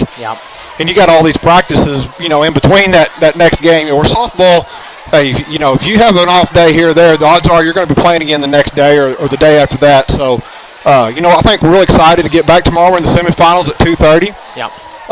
Win that, then we're, you know, playing for the championship at the Fairview tournament. We won the Hinton tournament earlier this year, so, you know, that would be really something special if we could get a couple championships in a couple of our tournaments. Absolutely. So just kind of letting the fans at home know, next week is a big week. Of course, you got district games Monday, Tuesday, and Thursday. Of course, you know, you never want to get into the activity of just circling one game. Like you said, you take it a game at a time. Every game is important. But going into next week, what is the kind of the message? What is the sentiment for next week? I mean, you know, it's been the hardest part for me. You want to take what's been the biggest adjustment for Coach Holman. You know, when I coached before, there wasn't districts. It was just at regular season. It was based off rankings. That's how your playoff pairings were all determined. So literally every single game was important, and it all kind of affected your rankings and your seeding for playoffs, all that stuff. Well, you know, now we play districts. So it is a lot different. You know, when you're playing a non-district game, it doesn't have much bearing on your playoff setting. So no doubt, we want to go play well tomorrow, but we want to play well tomorrow so that we play well Monday. Yeah. And that's what we talk about. Is just let's use these games here, these non-district games, to make ourselves better, to improve ourselves. We got a huge week next week. Not just next week, but the next 2 weeks. Right now we're currently tied for first place in our district with Apache. You got Ampo is really good. Had a nice 4-2 win over them last week. But you got Texoma, you've got Hooker, both good, solid ball clubs, and our next 7 games are district opponents. Yeah. So we have an opportunity to finish first in the district champions, host regionals. But at the same time, that possibility of finishing second, third, fourth, or fifth is also there too. So really important that we are ready to get after it next week. Yeah, and hey, just a kind of opportunity here. I've actually had 2 or 3 people ask me this week, so this is a great time to bring the coach up. Could you kind of explain to some of the fans at home just how the point system works with districts as far as how many points you can get a game, how that plays out in the standings? Yeah, so basically, our district is Hinton, Amber-Pocasset, Apache, Watonga, Fairview, Texoma, and Hooker. And so the top 3 teams are guaranteed automatic berth into the regional tournament with the district champion hosting. Then the 4th and 5th place teams in your district will match in a best 2 out of 3 series with the 4th and 5th place teams from another district. So you want to finish in the top 3 to guarantee yourself a regional berth. As far as how do you determine 1, 2, 3, 4, 5, obviously they start off record. Yeah. If we can win the rest of our district game, we're going to be district champs. It's that simple. If you end up with a tie, then it goes to points. And points are based, you can get 10 points maximum for a district win, or you can lose 10 points, depending upon if you lose by 10 or more. Run differential. But it's run difference, yeah. So if you win a game 5-2, you get +3. Yeah. If you win a game 22-0, you get 10 points. Yeah. 10 points max. So, we want to take care of business ourselves so it doesn't come down to any of those point differentials. I haven't looked, I just know we're tied for first. I know that our district, our offense, it's one of the things that really I've been pleased with. We had a little stretch there early where we played Lokiba Sickles on a Tuesday. Then we went to the Arapahoe tournament and played Canute. And it was 1-0 and 2-0. We got beat, 3 runs and we got beat. And I just told the girls after that Canute game, we were frustrated, we hadn't scored. And I said, hey, the only thing I know to do is just to go get to work. Just go bust our tails. Let's just go keep getting better. Let's go keep improving. And, since then we've been scoring 7, 8, 9, 10 runs a game. So offensively we're kind of coming around. And so again, just can't stress the importance of these next 2 weeks. And in our case, to try to be a district champion, never been done in Hinton. And since we won some district championships when you had a district tournament. Yeah. But since they went to district play, Hinton's never been a district champion. So that'd be a great, great feat for us to do, and then get on into that regional tournament. Yep. Okay, so of course can't let you go without one interesting question here.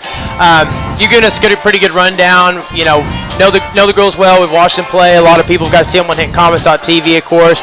We know a lot about them, but as just kind of going into the season, we love panning over to like the Comet Crazies, and we love the atmosphere and the environment and the the energy the girls are bringing. What has been one fun element or surprise element that you have maybe not seen as principal with these girls that you're seeing out there on the field? Yeah, it really is a lot different coaching compared to the athletic director side of it. When you're athletic director or principal, if you're at a home game, you're not really focused very much on what's going on between the lines. Whether it's a football, basketball, baseball, softball, you're not really watching the game per se. You're really worried about the peripheral.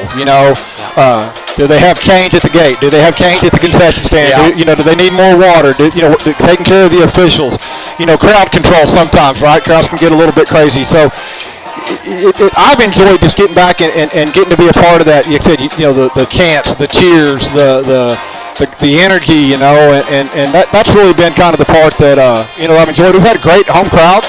The football boys have done a great job of supporting our young ladies. And I know we appreciate that support. Sometimes it softball, kind of can be thought of as a secondary sport. But from the way our young men have supported our ladies, it's been really, really good to see. So hopefully we'll take care of business and maybe get to host a regional tournament and get to see them Comet Crazies come out and cheer us on to try to make a state tournament berth. Absolutely. So again, we're here with head softball coach Jared Holman. Big games coming up next week. Of course, all the district games going to be streamed right here on HintonComets.tv. Live here on a halftime show. Hinton Comets playing against Hennessey. It's been a fun first half. We will be right back here in just a moment on the halftime show for some stats, and then we'll get started with the second half here on HintonComets.tv. Buyers need them. Targeted and innovative marketing creates your success. Call AMG today, your marketing partner. Dr. Matt Dieselhorst at Dieselhorst Sports and Orthopedics can help you get game day ready. Dr. Dieselhorst works with athletes of all ages, taking a coordinated approach to accelerate return to play and maximize athletic performance. His work with pros in sports training, injury prevention, bracing, functional rehabilitation, and imaging works seamlessly with his medical and surgical expertise. Get started by going to Dieselhorst Sports and Orthopedics. Let Dr. Matt Dieselhorst get you back on the field, backing all Oklahoma athletes on the field and off. 2 words, cashback. 2 more words, you're welcome. Remember that jar in your dresser where you would throw your loose change at the end of the day? Then occasionally you take the jar to the bank to have it counted and enjoy a bit of a surprise to find there is more in there than you thought. That's Square One Banking, the account with a virtual money jar, and it's offered exclusively by Legacy Bank. The industry.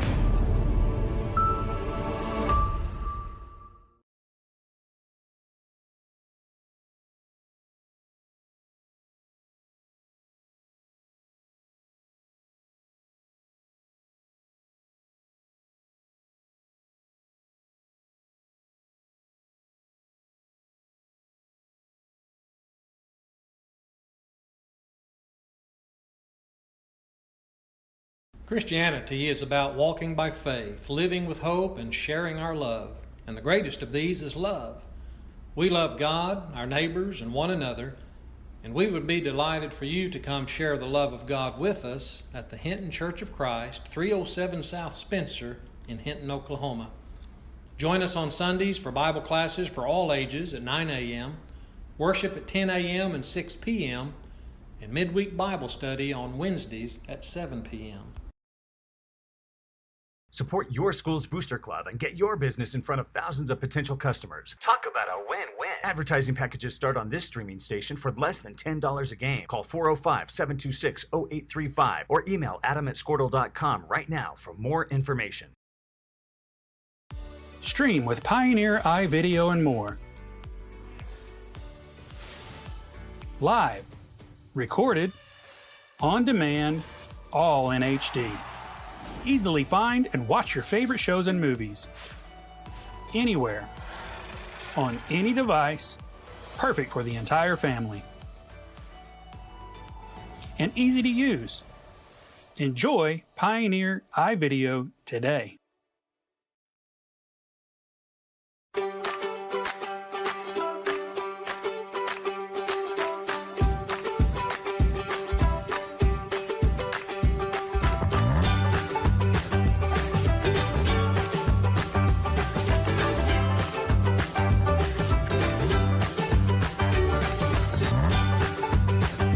Stream with Oklahoma's #1 high school streaming service, Squirtle.tv. Find out more at Squirtle.com/stream.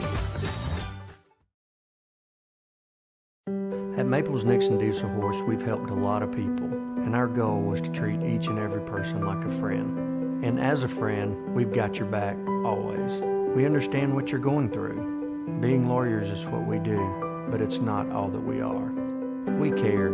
We'll stand beside you throughout the entire legal process, not just as lawyers, but as your friends. We are Maples Nixon Diesel Horse, and we are here to help.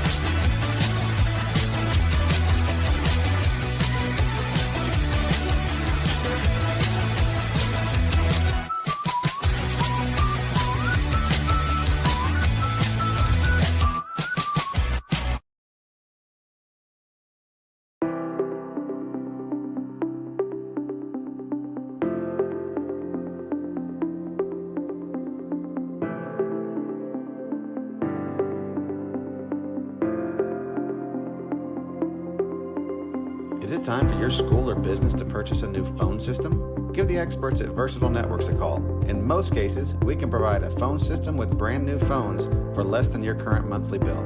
Call us for a free quote today. Allegiant Marketing Group produces inbound lead generation for our clients through integrated traditional and digital campaigns. We continuously develop new strategies, tactics, and productive efficiencies so you can reach your target market and get a measurable return on investment. This fast-paced world demands for your products and services to be presented at the moment your buyers need them. Targeted and innovative marketing creates your success. Call AMG today, your marketing partner. Dr. Matt Dieselhorst at Dieselhorst Sports and Orthopedics can help you get game day ready. Dr. Dieselhorst works with athletes of all ages, taking a coordinated approach to accelerate return to play and maximize athletic performance. His work with pros in sports training, injury prevention, bracing, functional rehabilitation, and imaging works seamlessly with his medical and surgical expertise. Get started by going to Dieselhorst Sports and Orthopedics. Let Dr. Matt Dieselhorst get you back on the field, backing all Oklahoma athletes on the field and off. 2 words, cashback. 2 more words, you're welcome. Remember that jar in your dresser where you would throw your loose change at the end of the day? Then occasionally, you take the jar to the bank to have it counted and enjoy a bit of a surprise to find there is more in there than you thought. That's Square One Banking, the account with a virtual money jar, and it's offered exclusively by Legacy Bank. The industry.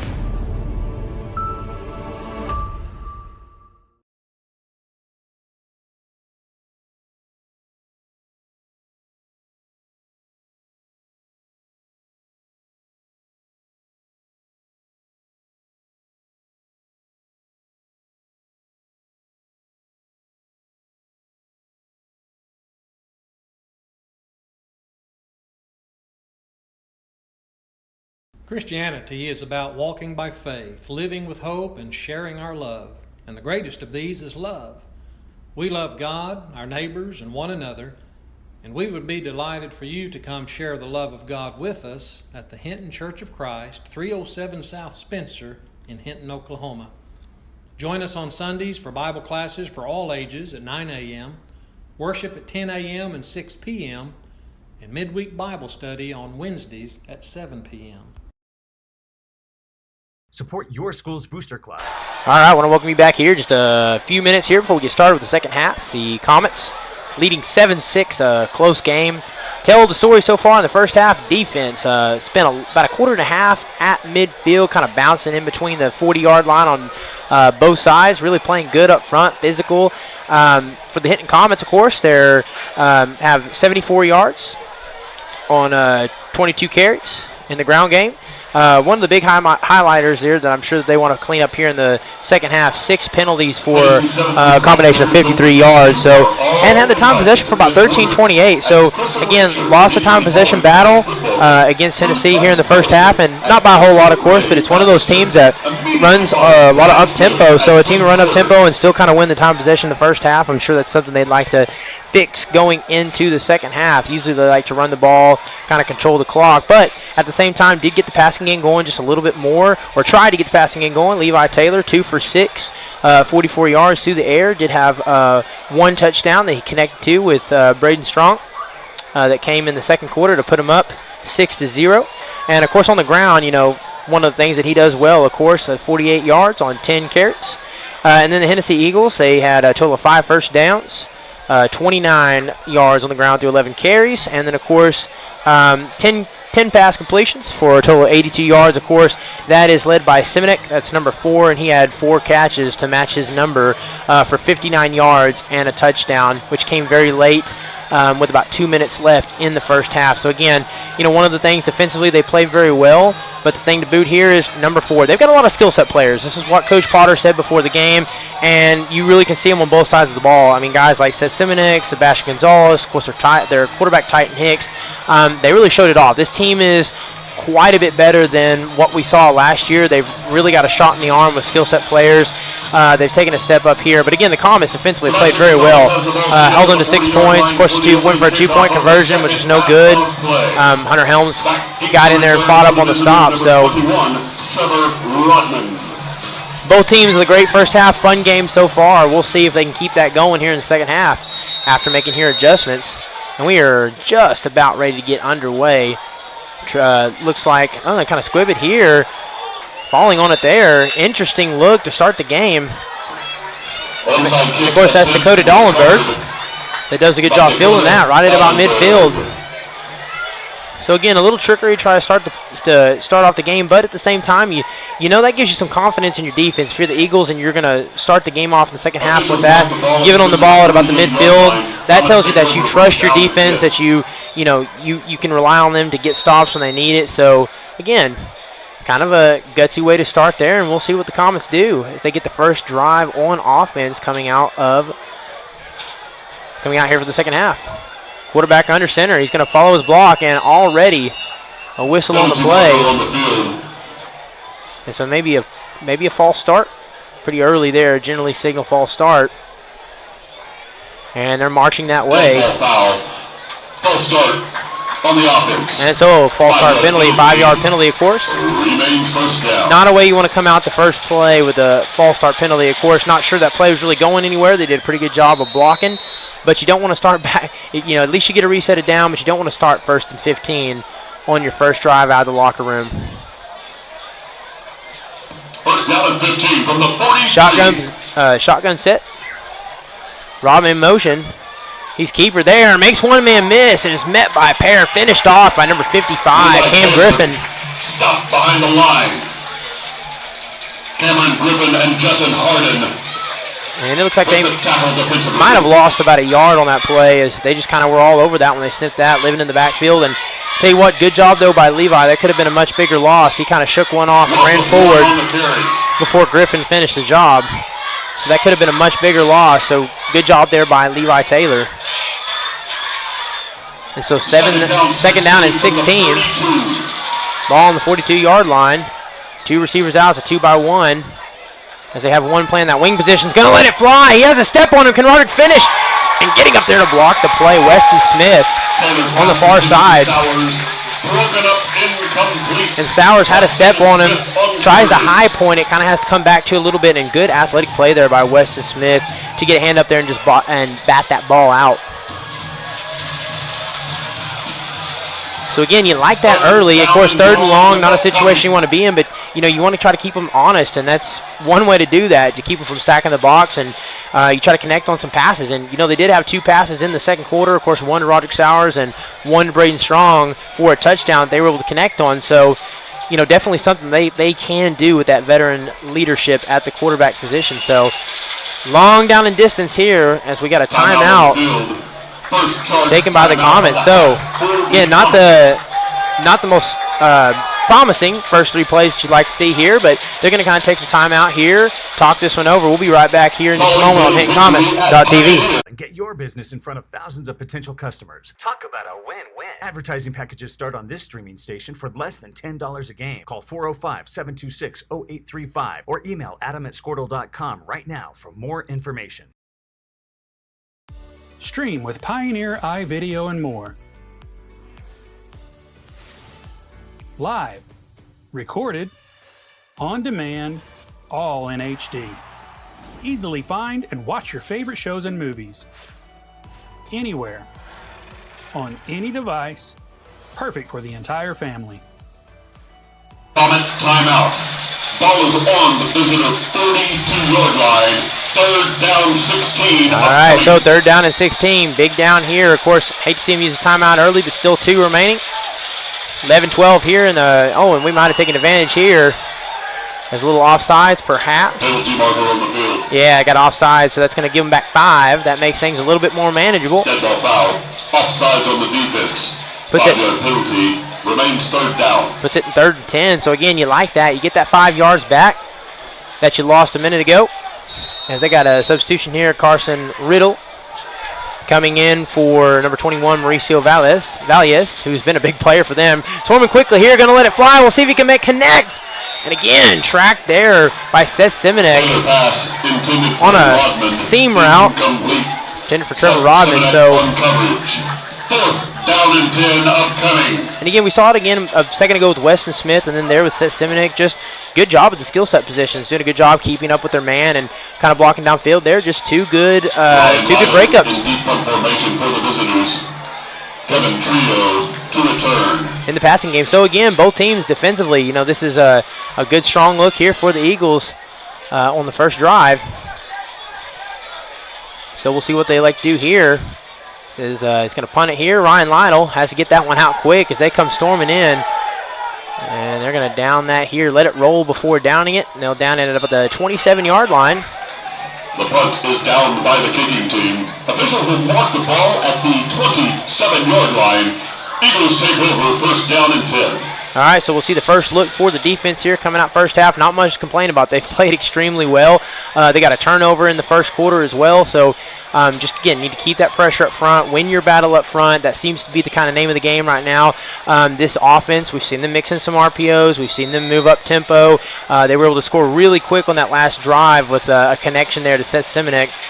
So, again, the name of the game right now seems to be, you know, we kind of use the advantage of our size, and they're kind of using the advantage of their skill set players. So, got to win the battle up front here. Make them one-dimensional. Number 2 in motion. Gets that out quick. Does he have blocks downfield? He doesn't. Braden Strong gets in there unmatched.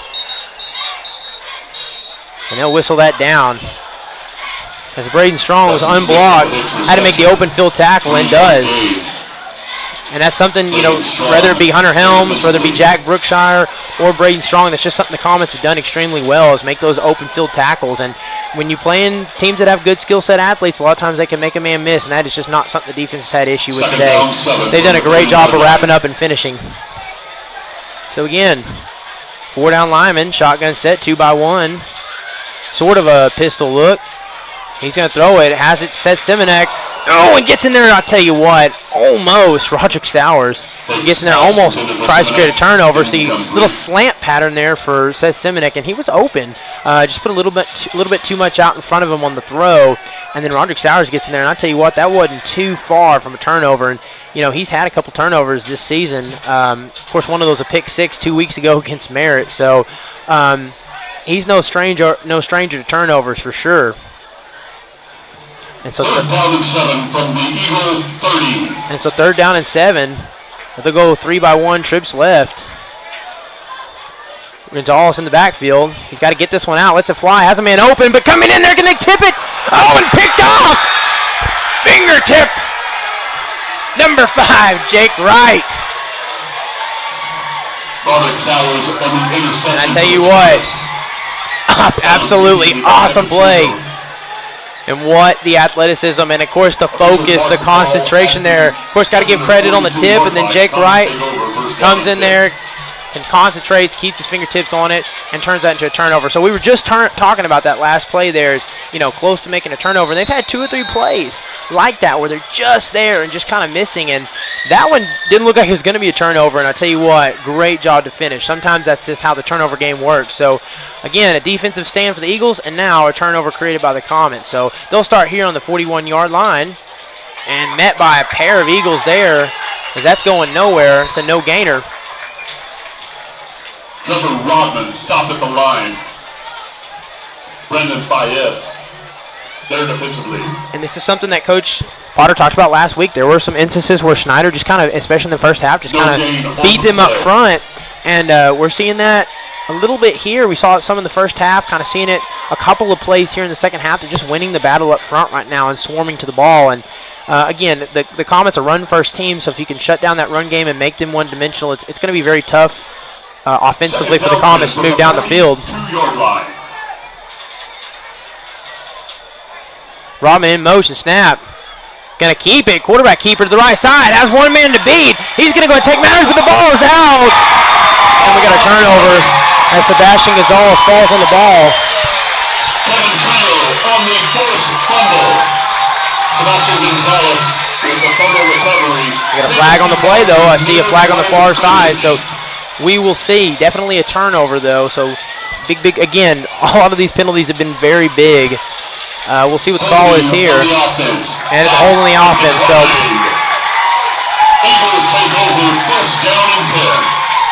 again, just, Levi Taylor, senior quarterback, one of the great things the Comets have done this year so far early in the season is they've won that turnover battle, and they haven't really had any plays like that where they've just had, easy turnovers where they cough up the ball. It's something that a couple of years ago, that was one of the things that we did, and Coach Potter's really, really worked with them, and of course they're growing up, they're upperclassmen now, and they've done a great job. And that last play there, great play, open run, just can't have a mistake like that. Is that can change the momentum, it can really change the mood and pace of the game. And so real quickly, back-to-back turnovers here, turnover by the Eagles and turnover by the Comets. So we'll see what they do. Has to let it fly. As he does, Sauer's kind of tripping but stays with his man, and too much sauce on that pass there intended for Seth Simonek.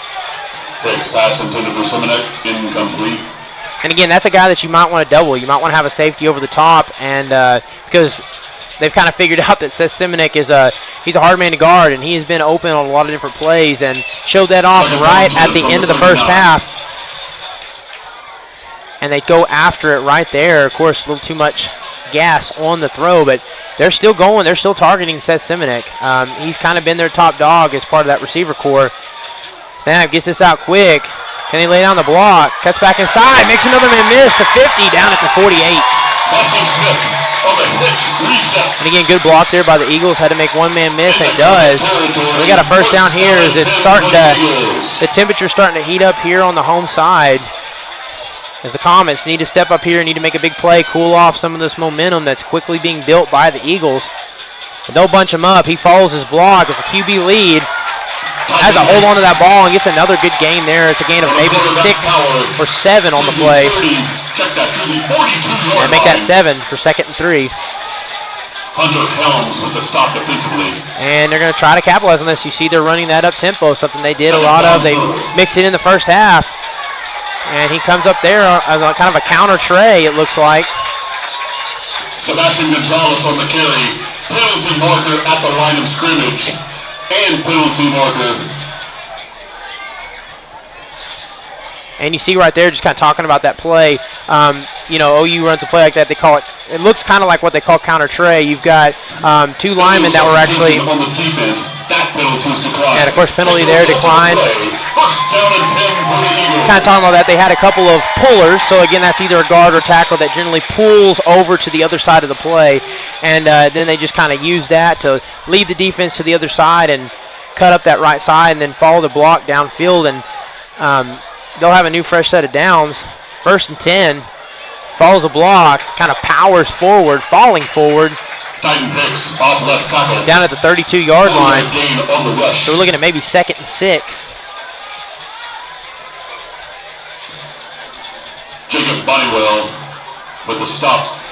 Of course, love hearing that. Jacob Bonniwell, Jacob, a good kid. He's really growing a lot. He's put on a lot of size. He's gotten more athletic. He's a player that over the years you're going to hear his name a lot more. Down 6 from the 31. So 7:47 for those just tuning in. Comets lead by 1. Snap, getting in there this time, falling on top of it. That's Alexis Valdespino. Stop at the line. Kind of lowering the hammer there. Alexis Valdespino with the stop. No gain on the play. Dropping the boom.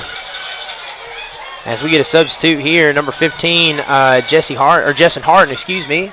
He'll be subbing in. So again, making some offensive subs here. As they'll move 2 receivers out right. Looks like a 2-by-1. Clock continued to run, just under 7 minutes. 3rd down and 6, so get a timeout here taken. Looks like a little miscommunication. Want to kind of check some things over, so they're going to take their first timeout. We're going to take our timeout here, right here on HintonComets.tv. We'll be back here in just a moment. Comets lead by 1. And easy to use. Enjoy Pioneer iVideo today.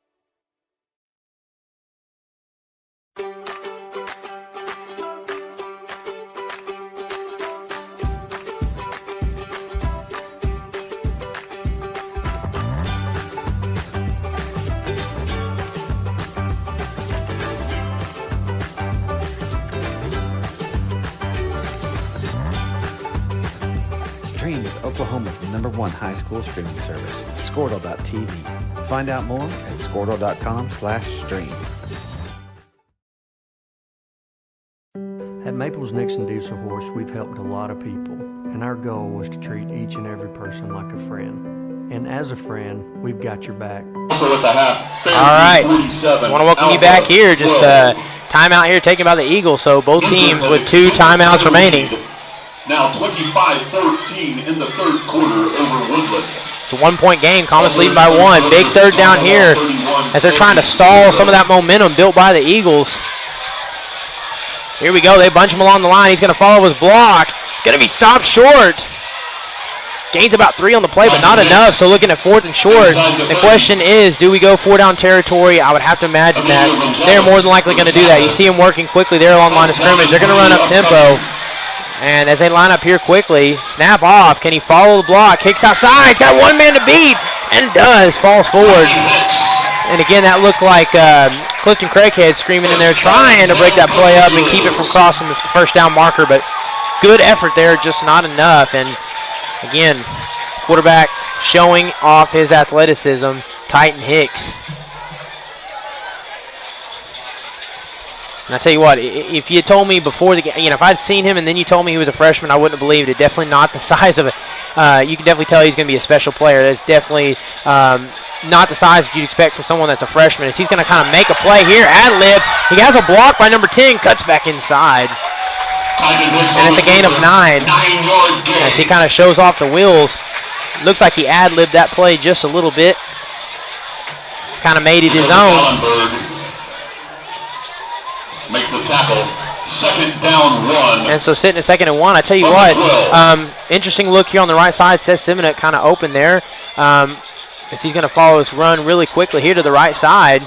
Titan Hicks down near the 7. First down. Again, just running up tempo, kind of starting to set the pace a little bit. Trying to, establishing something in the run game here is. I tell you what, this running up tempo it's hard on the defense because you're having to run real quick. It's more difficult. You can't make substitutions as fast. You start seeing hands on hips. Players start getting gas. It's a game of attrition when teams start running up tempo like this. It really puts a lot of pressure on the defense. So first down, 5:12 remaining. Ball on about the 6-yard line. He has to follow a block, makes 1 man miss, kind of leans on his body weight forward. And he's going to get that down at the 2-yard line. And here they go, up tempo again. Dallenberg with the tackle. That's got to give credit there, Dallenberg with the tackle. So we'll see here, another keeper runs that left side, cuts back inside. This is going to be close. We'll wait for a signal. And they signal touchdown Eagles.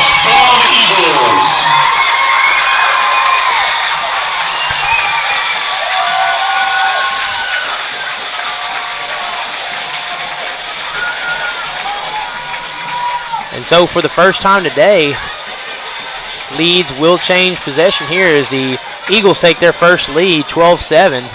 We'll see if they go for it. Last time, 2-point attempt stood up, of course, by Hunter Helm. So we'll see if they elect to go for 2 here.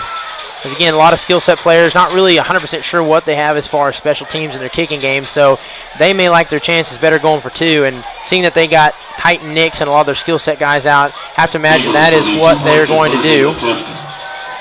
So 2 receivers out, it's a 2-by-1. That's 44, Langston Smith in motion. Set, rolls right, tries to fan a man open, takes matters into his own hands, uses that momentum to power forward. Does he cross? And he does.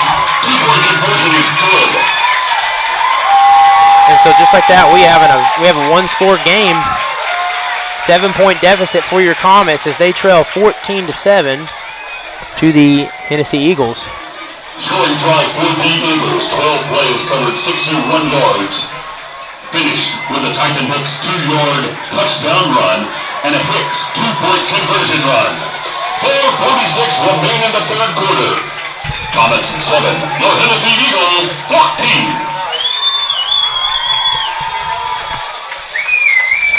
All right, so just kind of recap here. Following a turnover by Levi Taylor, kind of on a great run that just, sometimes that just happens. That's just the name of the game. You try to limit those. Occasionally plays like that happen. On a turnover here, get the ball at about midfield, and really just start for the first time today. The Eagles kind of start establishing the run game. They get away from that passing attack. Of course, run a lot of up-tempo, put a lot of pressure on the Comets defense, and they finish there. So now the point is, if you're the Comets, how do you respond? Because this is the first time this season through 3 games they've trailed. This is a team with a lot of senior leadership. It's a team that knows what to do in this situation. You get the feeling they're going to definitely bounce back here. But this is the first time you've trailed this season. So Montoya tees the ball up at the 40-yard line for the entry kickoff. very interested to see how they respond with this drive. Because this is going to be a really, really big drive. Maybe one of the extremely pertinent, maybe one of the biggest there. Does a good job there. Of course, the field net did a good job grading to Vinny. And we got a late flag here. And just, again, just temperament. Kind of something after the play that, you don't want to see from either team. Braden Devine covers the ball up at the 39-yard line with no return. Penalty marker at the end of the And play. so we'll get the calls. They sorted out. Of course, you kind of saw what happened down there on the field. So we'll let them do the talking on that. Dead ball foul. Personal foul, unnecessary roughness. Yeah, so unnecessary roughness call. Kind of had a feeling that was coming. 15-yard penalty. Officials would mark the ball at the visitor 24-yard line. First down and 10 for the Comets. Again, one of the tough things we talked about, you had 50-plus yards and penalties in the first half. One of those things you don't want to get, you're kind of on track for, you're closing in, you keep at this pace, you might end up with about 100 yards in penalties. Of course, that changes a lot from quarter to quarter, but these are costly penalties, whether it be a block in the back or whether it be a unsportsmanlike conduct or, these after the flag personal fouls. These are huge because now you have, not only does that keep the momentum, as they're going to see what happens here. Braden Strong, he's got to let it fly. Roderick Sowers is open. He has the one man to beat, and they dial up the trickery that time. And make the connection there to Braden Strong, to Roderick Sowers. Braden Strong on the throw. And there's what we talked about, right before the first half, they have plays like that in the playbook, ones that kind of open it up, change the momentum of the game. You kind of feel the game shifting in one direction, and just like that, you can kind of get some momentum back. Great play there, great execution. Good job on Braden by getting that ball out. Toss play here. There's one man to beat. I tell you what, that was a good job there. That started with number 7, Brandon Valias. Rodman stopped near the line of scrimmage. And that was, and I tell you what, that started with Valiez, and then that was finished by the guys on the defensive end and the linebackers coming back into the play. They did a really good job of containing, kind of breaking away that edge, so he had to kick back inside, and then it was just up to the men inside to finish that, and they did. Because again, that just kind of continues to be the theme so far here recently. The last few drives is, we're generally used to imposing our will on the interior, and that's just something that's changed the last few drives. And we got a flag on the play here. And some more action up front along the line. And we also got a player down for the Eagles, as he's kind of holding that area around his knee. Dead ball foul. False start on the offense. So again, that's another penalty for the Comets. 5-yard penalty. Remains second down. Officials timeout. All right, so we're going to take a timeout here, injury timeout. We'll be right back here in just a moment on HintonComets.tv. Always. We understand what you're going through. Being lawyers is what we do, but it's not all that we are. We care. We'll stand beside you throughout the entire legal process, not just as lawyers, but as your friends. We are Maples, Nix, and Diesel Horst, and we are here to help.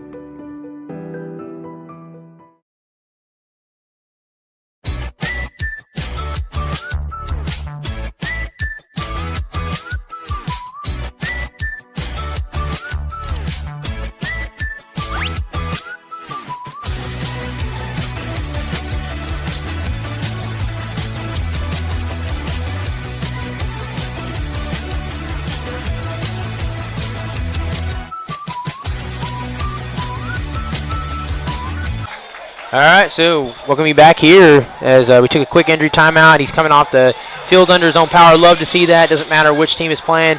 Never ever want to see anyone hurt. So glad to see him walking off unassisted. So we get back in it. Of course, a false start penalty, so we're looking at 2nd down and 14. Of course, Commerce trailing by 12. This drive is extremely important as he gets in there quick and gets the sack. Sebastian Gonzalez finishing on the play. But I tell you what, also Brandon Valias, the last 2 plays, Valias has just been absolutely killing it off the edge. And, you know, as a quarterback, Gonzalez with the quarterback sack. As a quarterback, you can really start to feel and hear those footsteps. The more pressure you get, the more consistent throughout the game that you're getting that pressure. The more that you have to, the more that you start hearing footsteps, the more that you start having to think about your timing and how quickly you choose to just tuck it and run. And gonna see if he can fake it here. Lets it fly. Braden Strong. There's a tug of the jersey there. And again, Braden Strong had a step on him there, and you could just flat out see there Kevin Trillo. And again, not to make any negative comments, they've done a great job in coverage today, but there's just a lot of jersey tug there. It looked like definitely some holding there, but you know what? That's part of the game. Sometimes you get away with a little bit of that, and so looking down at 3rd and 21. So Comets rightfully so, you know, taking some shots. They've connected on a couple today, but just, you know, had an opportunity there, and the Eagles kind of lucked out on that down. So, excuse me, they updated the down. It said 3rd and 21, but it's 4th and 21, so the punt team out. And down by Trevor Rodman at 30-yard line. All right, so this right here, you know, again, the defense, talking about this last drive, the defense has played extremely well. With no return, the officials will mark the ball at the 30-yard line. Eagles take over 1st down and 10.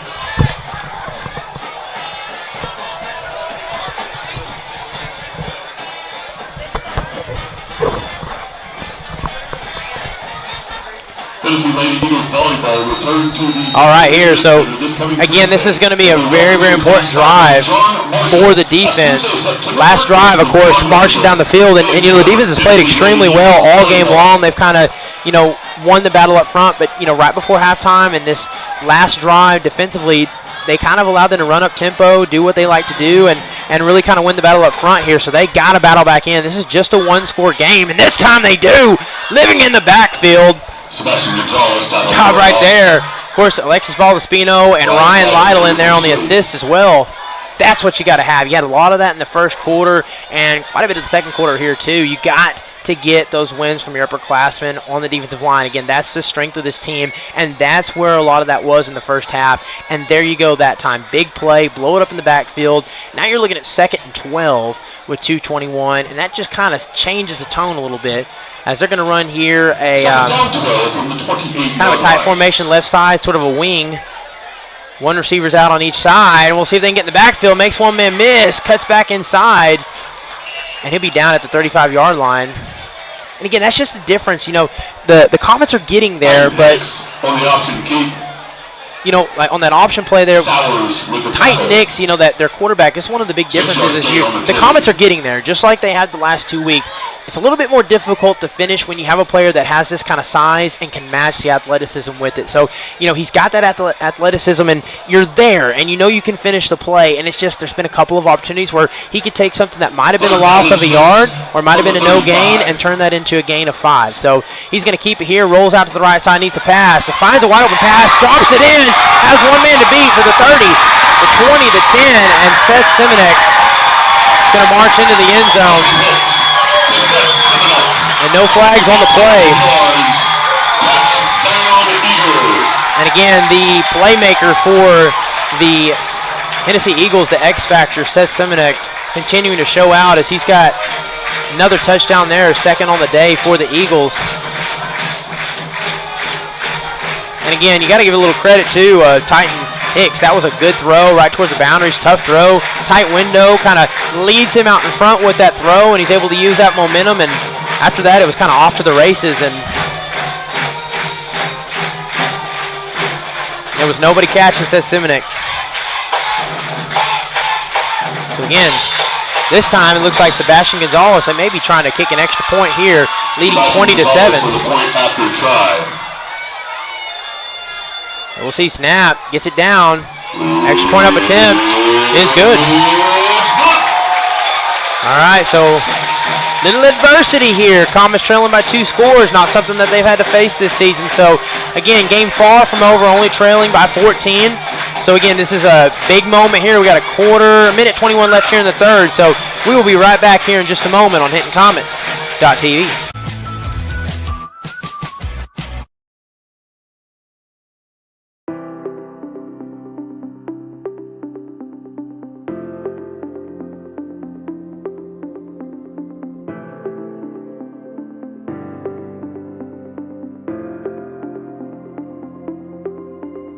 Is it time for your school or business to purchase a new phone system? Give the experts at Versatile Networks a call. In most cases, we can provide a phone system with brand new phones for less than your current monthly bill. Call us for a free quote today. Allegiant Marketing Group produces inbound lead generation for our clients through integrated traditional and digital campaigns. We continuously develop new strategies, tactics, and productive efficiencies so you can reach your target market and get a measurable return on investment. All right, I want to welcome you back here. Minute 21 remaining in the third. So a little adversity for the first time of the season as the Comets trailing by 14, 2-score lead for the Eagles. Luis Macias Montoya tees the ball up at the 40-yard line for the ensuing kickoff. Trevor Rodman. Again, 2 of those touchdowns, of course, on connections to number 4, Seth Simonek. So again, need a big drive here on offense because they'll kind of squib that one. That's off the hands. If they're going to get in there, they got to get down with this ball. And they do on a big hit as number 7, Brandon Valias, comes streaming in.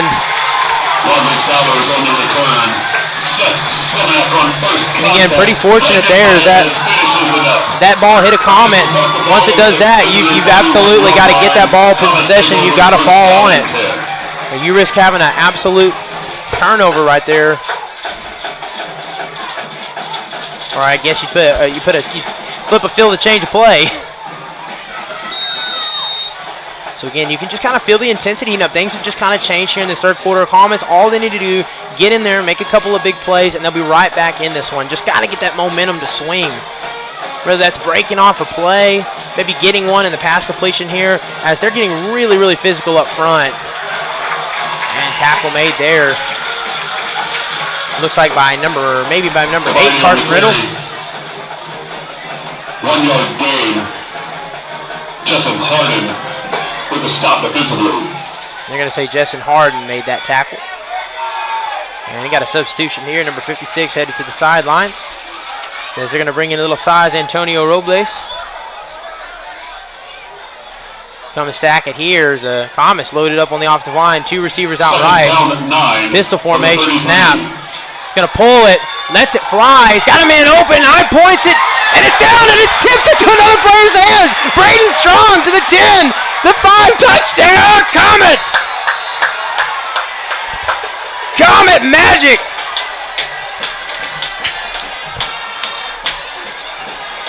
Braden Strong, touchdown Comets.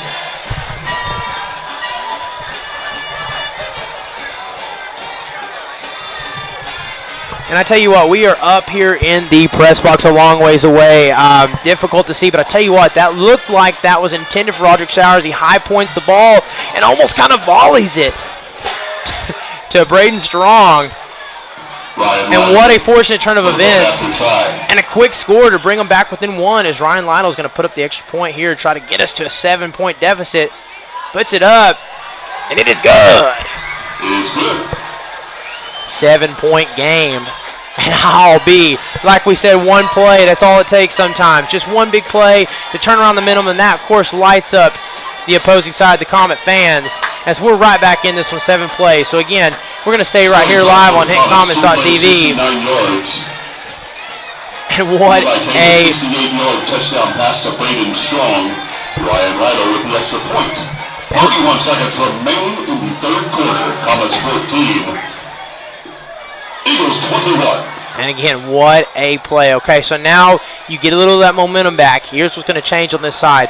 You know, again, you've had some difficulty up front. You've had some difficulty up front. We're just going to talk over them. We've had some difficulty up front. But I tell you what, something in the first half they did, winning the battle up front, and they've made plays. All you got to do is get back in there, start winning that battle up front again, get some big play from your junior and senior defensive linemen, you get some help from guys like Ryan Lytle or Emilio Gonzalez, and all they have to do is get a stop here, and they're right back in this with a one-score game. Kevin Trio back deep to return. Weston Smith and Seth Simonek in secondary return position. All right, so number 10 going to be returning it, Kevin Trulio. Kick is clean, and that's actually fielded by Weston Smith. It's going to run to the right side. Guts back inside, stood up by Jack Brookshire.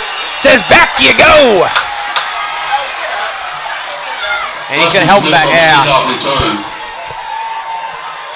And I tell you what, got to give Buddy Garza some credit, too, in there on the assist. And then nice sportsmanship. They're helping him up on the end. Again, penalties. This is one part. Don't get yourself a costly penalty. That's going to give them any momentum, because that's where a lot of this momentum has come from. It's come from costly penalties, whether that be, just a matter of circumstance or the fault of, making mistakes, not keeping our head on straight. The penalties have hurt. And it's nice to see that there at the end.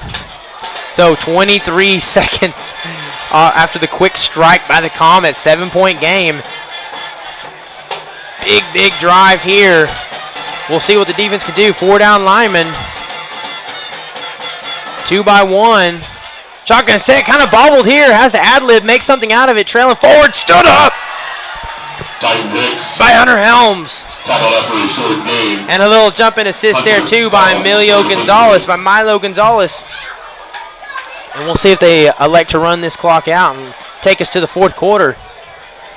And by all indications, that looks like exactly what they're going to do. So, do not change your dial. What a game. Comets back in it, trailing by 7. This is the end of the third quarter.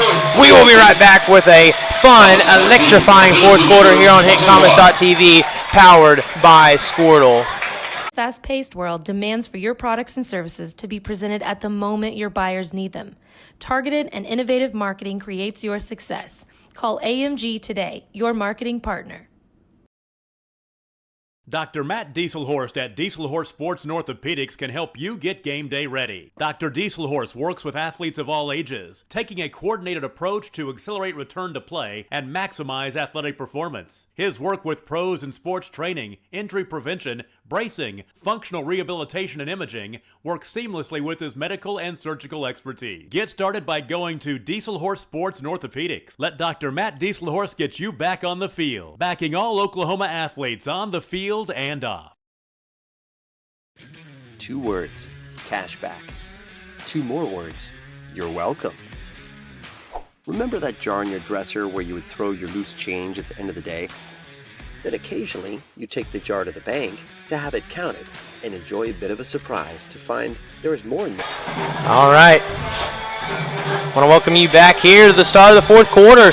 Comets trailing by 7, but I tell you what, if you have not been tuning in so far, you've missed a good one, but you're back just in time. 1-score game. And of course, the Eagles broke it off to a 21-7 lead. Needed a play, needed them to come up big, and they absolutely did. Got a little help, some Comet magic, of course. We'll take it any way we can get it, and just like that, it's a 1-score game following the touchdown by Braden Strong. Of course, Braden Strong has both of the touchdown receptions for the Comets today, so... 2nd down and 9, snap, looks to pass, he's going to let it fly, has Seth Simonek, but lobs the pass up, is he going to have to high point that? That's broken away as Seth Simonek had a big lead there, but looked like the quarterback kind of had to make that throw, trailing away Titan Hicks, and just couldn't put enough steam on it. Maybe he had too big of a lead, but I tell you what, it was another one of those. He's just, every once in a while you come across a player that is just very, very difficult to guard like this, and right now Seth Simonek is winning almost all those one-on-one battles, and that's just been a tough matchup for the Comets, and they catch a little break there as he has to kind of stop and track back, and tell you what, Roderick Sowers almost had a chance of creating a turnover there, so big play here, 3rd down and 9. Snap, shotgun set, another bobble snap, has to get this ball out, high points it, tries to get it, but too much sauce. So again, a couple of missed throws by Titan Hicks, who's been otherwise very, very, very good tonight. And it was kind of a slant pattern inside route, and again, he was open, had Simonek had space, and just kind of missed on the opportunity here. So, it'd be difficult to see them going for it here. Looks like you're going to have to bring the punt team out. They do, and you can hear the Comet side light up. Fan base knows it's a one-score game. As a momentum, again, it's been a rising tide of different momentum shifts, and the momentum is back in the Comets' favor. Trevor Rodman, of course, back to receive. It's up. I tell you what, this one kind of hangs a little bit. Takes a Comet bounce, and then a little bit forward here on the 42-yard line, maybe 41. And good field position for the Comets.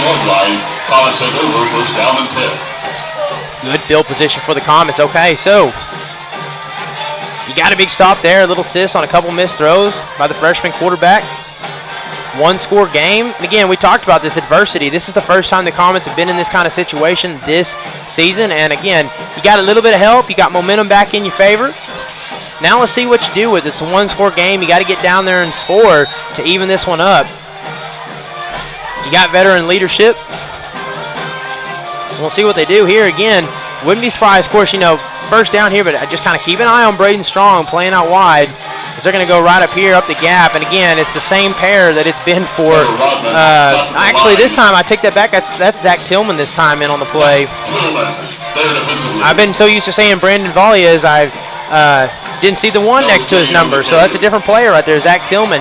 And they have just been absolutely winning the battle on the edge. You have to credit the Eagles. That the run game is just not working the same. Of course, I have to wonder if the injury to Jake Wright, hasn't affected them a little bit. They don't quite have that same pop that they did. He's going to keep it. Has to let it fly. Has to kind of avoid. He does. We'll see if number 14 can check it down. And he brought down. Tough tackle there. Grabs a little jersey. And I tell you what, Levi Taylor has to avert some potential sacks and does. And he gets that down, playmaker down to the 41-yard line. New set of downs. And again, that is just your senior quarterback, your senior athlete making senior plays. That's the difference between, 2-3 years ago and what you got now at the starting quarterback position. And so they're going to move kind of quickly here. One receiver out on each side. Pistol formation. The line's loaded. Hands it up the left side, up the right side. Trevor Rodman powering forward there. Getting all he can for a gain of 3 on the play. 10:26 remaining. For the tackle.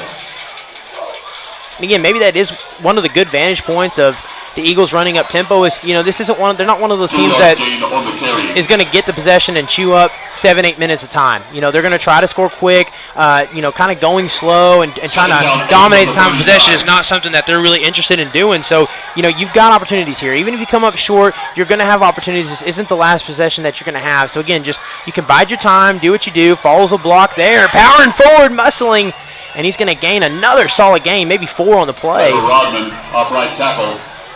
And again, they like running to that right side. And Justin Harden with the stop defensively.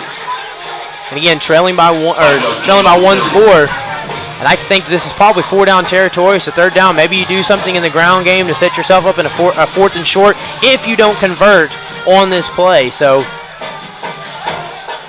3rd down and 3 from the 34-yard line. And so Hunter Helms in kind of a bunch formation here on the left side. 2 receivers out, snap, hang on the keeper, but we got a flag on the play. And this could be potentially huge, depending on what the call is. And you hope it's not a false start. It's a false start. For the offense, it's a 5-yard penalty. And again, I can tell you right now, as good of a coach as Coach Potter is, regardless of the results of this game, whether the Comets win or not, I know that is something that they're going to go back to the board on. Just simply too many penalties. It's something that, and it's not something that's very common for the Comets. Just a couple weeks ago against Merritt, they literally went an entire half with no penalties. I mean, it's just not very common to get this many penalties. And officiating crews change from week to week, but I know that's something that they're definitely going to want to clean up. So, shotgun set, 2 receivers out. Can he let it fly? He does. He has a step on him, but the throw's kind of inside. And he has to track back to it, almost play it like a seam route. And it does it. That was intended for Braden Strong. And again, had a step on him. Just kind of throws it back inside. Has to kind of cut in on like a seam route. And just a missed opportunity there. So 9 minutes remaining. 4th down and 8. And again, that that false start penalty that changes things, changes the game a little bit. Track it back 5. So now that makes it up to the incompletion, 4th and 8. Again, maybe Roderick Sowers, kind of playing that slot a little bit. We'll see if they target his way. That's who you'd like to see him go for, and double coverage there, and they had that one snooped out. Of course, was intended for Roderick Sowers. But they knew where they were going that time. That was well defended. Turn the ball over on downs. Set Simonek in there to get the stop. So, again, as we said a while ago, this game far from over. You've got 8:54, essentially 9 minutes left in the game. There's been a lot of momentum shift, but this is a team that likes to run up tempo. They like to try to strike while the iron is hot. They like to try to strike quick. So we're going to get a timeout taken.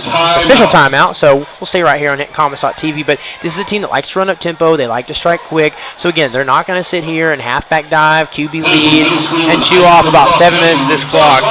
They're going to try to strike quick. So if you're the Comets, you're more than likely going to get at least a couple of drives, a couple more opportunities to get in the score. So defensively, you want to keep your head on the swivel, keep your head on straight. Try to, up front, play. That's Saturday, September the 10th in Cherokee with your middle school and high school Eagles and Lady Eagles cross country. And again, try to play physical up front. They've kind of flipped the script on that physicality. This is something the Comets are used to doing, winning that battle up front. So again, it's time to get back to that.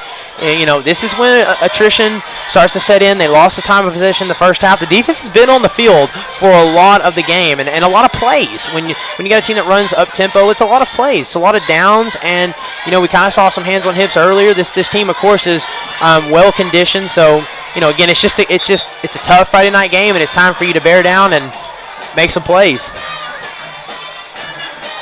Following the official's timeout. So 4 down linemen, seeing Dakota Dallenberg in there. Down and 10 for the Hunter Helms at the linebacker position. Man in motion, snap. Handoff, cuts back inside. It's well defended there. And it looks like that's Thomas Strother finishing the play for the Comets. Thomas Strother there to put some. And a good job that time, kind of blowing up the edge. He had to cut back inside, and Thomas Strother, not a name we've said a whole lot tonight, and there's been times where I've literally sat up here in the booth and thought, Thomas Strother might be the best player on this team, and he's made some really big plays this season. Haven't said his name as much tonight as we're used to hearing, and nice to say it there as he does a good job finishing the play. All right, shotgun formation, 2 by 1. And, of course, that's Zach Tillman in the backfield, playing at tailback. Balls is blocked there. Has a stiff arm man, trailing him out. As Jack Brookshire does not give up on the play. And he gets an assist by Hunter Helms at the end of the play. Oh, excuse me, that is Dakota Dallenberg. My apologies there, that is Dakota Dallenberg. So, again, good job by Dakota. He tries to stiff arm him there, but he kind of holds his own and gets him to the boundary. Cutting back inside, 3rd and short. This one's plugged up by the Comets. Big stop at the line of scrimmage. And a big stop there. Valdespino. Alexis Valdespino. A name we're starting to say a little bit here in this second half. As he kind of comes up from the bottom of that pile. 4th down and 3 upcoming for the Eagles. And we'll see if they go for it here. They do. Both teams. There's been a lot of 4th down and 10s from both teams. Again. Oh, and they get a jump there. And that's another big one. That's going to be offsides.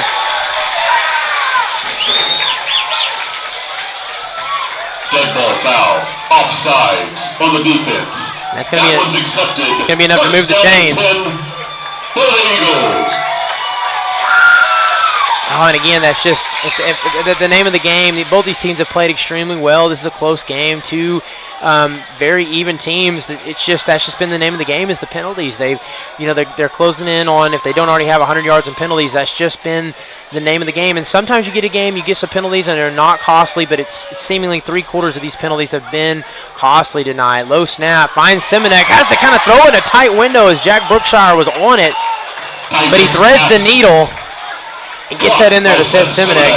And that'll move the chains again as, First down and 10 for the Eagles. again, Eagles move quick, but here's where you kind of start to get a little concerned. Should get a first down here. The clock is inside of 7 minutes, so we'll see if they kind of elect to bide their time, maybe let that play clock run down just a little bit between the plays, kind of as they're doing now. They're looking off at the sideline for the play. Now you start kind of getting that clock comes into question with 6:40 remaining. Do you try to eat up some clock, or do you kind of stick to your game plan, because this team just seems to move better offensively when they're running that up tempo. Again, 2 receivers outright. Pistol formation, but a flag on the play before the snap.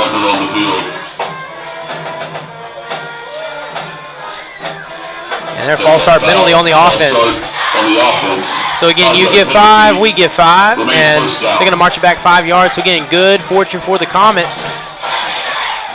And I'm sure both teams, this is a non-district game, but I tell you what, it certainly does not feel like one. Both teams have played like they really, really want this one. Of course, you want to get every win on the schedule, but this just has a lot of intensity. As the fans are pretty loud over here. The Eagles fans, the Comet fans have been loud and proud. This has that good old intensity of a Friday night football game, and both teams want this one bad.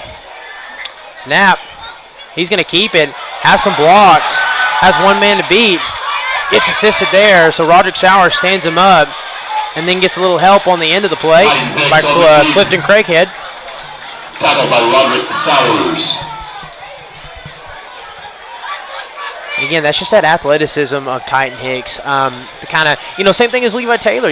Both of these guys can take a play that is either blown up or it's going nowhere. They can kind of skirt and cut, left, right, and the next thing you know, they find a gap and they turn a play that might have been going nowhere or even for negative yardage and turn it into a first down. We've really seen both quarterbacks play that way tonight.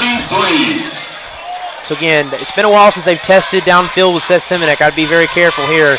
It's this time they give it off to number 1, but it's met by a group of Comets. That was Sebastian Gonzalez trying on the carry, but no good. Only going to gain about 2. And so again, another big down here, 3rd and 8. But just the way the game has been, it's 4-down territory. So if you are the Comets here, you got to try to keep everything in front of you here. Excuse me, we were vibrating a little bit up here. Okay, maybe that's just getting a little loud and proud over here on the sides. We're kind of shaking here on 3rd and down. The energy is here, the intensity is here. 4:48, got a flag on the play, saves a misplayed snap, and that's been an issue tonight for the Eagles is the snaps. And another false start. And I tell you what, the Eagles have definitely had some difficult penalties on their own. A pair of false starts here. It's cost them 10 yards.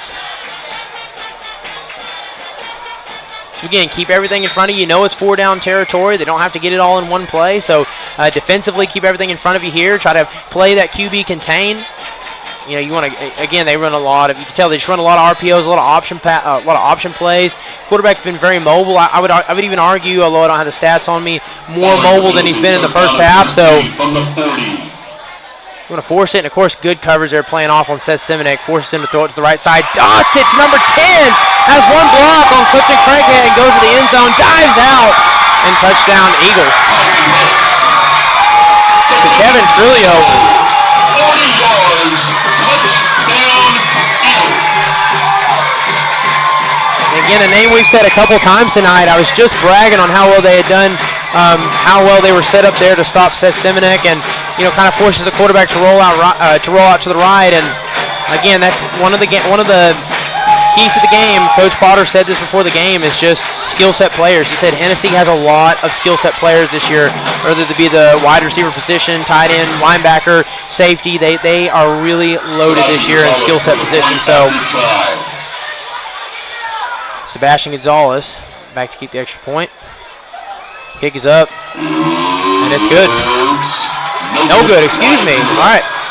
Tell you what, sometimes that is difficult to see up here, so no good. So again, just kind of something to note here, as that makes it a 13-point lead rather than a 14-point lead. So again, the Comets, one of their touchdowns to come tonight on a quick strike, so something that definitely could come into play between now and the end of this game. So we're going to take a quick break here. We'll be right back on HintonComets.tv. Better than you thought. That's Square One Banking, the account with a virtual money jar, and it's offered exclusively by Legacy Bank. The industry.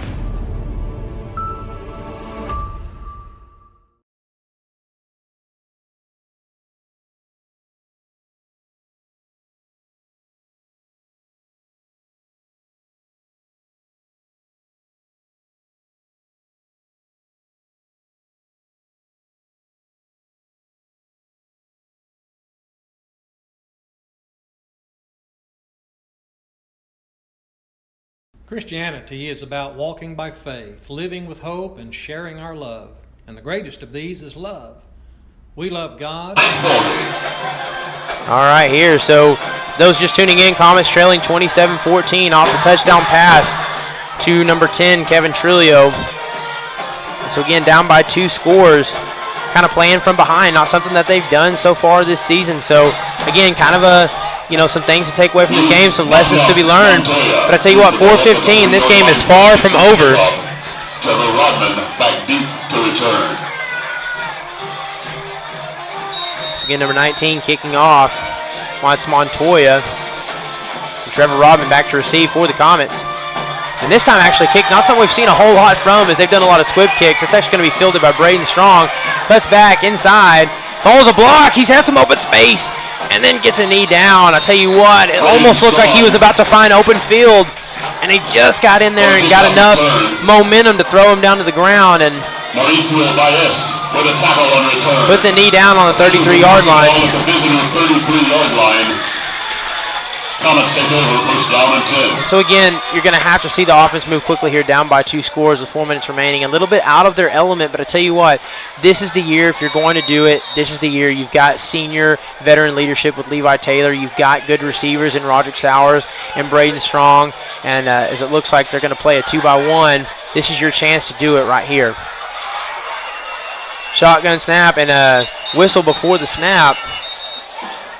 And we may get a timeout taken. Second charge timeout to the Eagles. And timeout is taken by the Eagles, so that's their second charge timeouts. Of course, Comets still have 2 timeouts, or excuse me. They're saying. Oklahoma Christian 31. Luther. There we go. Okay, we're going to get adjusted. They said. Fairview 47, Alva 12. They said timeouts were taken by the Eagles, and then they took one off the Comets on the board. So just wanted to make sure I got that right. So that was actually the Eagles that called the time, or the Eagles that called timeout there. Comets will have 2 timeouts remaining. 6. So we apologize there. Just kind of trying to work with what we got. We're up here by the speaker, so trying not to talk over each other. So again, just want to remind all the fans at home. Kingfisher 28, Chisholm 6. Again, just want to remind all the fans at home, next week, got a big game against Christian Heritage, or excuse me, against Carnegie, and that's going to be September 16th at 7 p.m., and that is the week of homecoming. So come on out, support your Comets, get loud and proud, and then again, another home game following on the 23rd against Christian Heritage. So back at home for 2 weeks, excited to get back, and regardless of what happens tonight, Comets are having a great season so far. They're fun to watch. Get on out and watch, and if you can't, tune in to HintonComets.tv.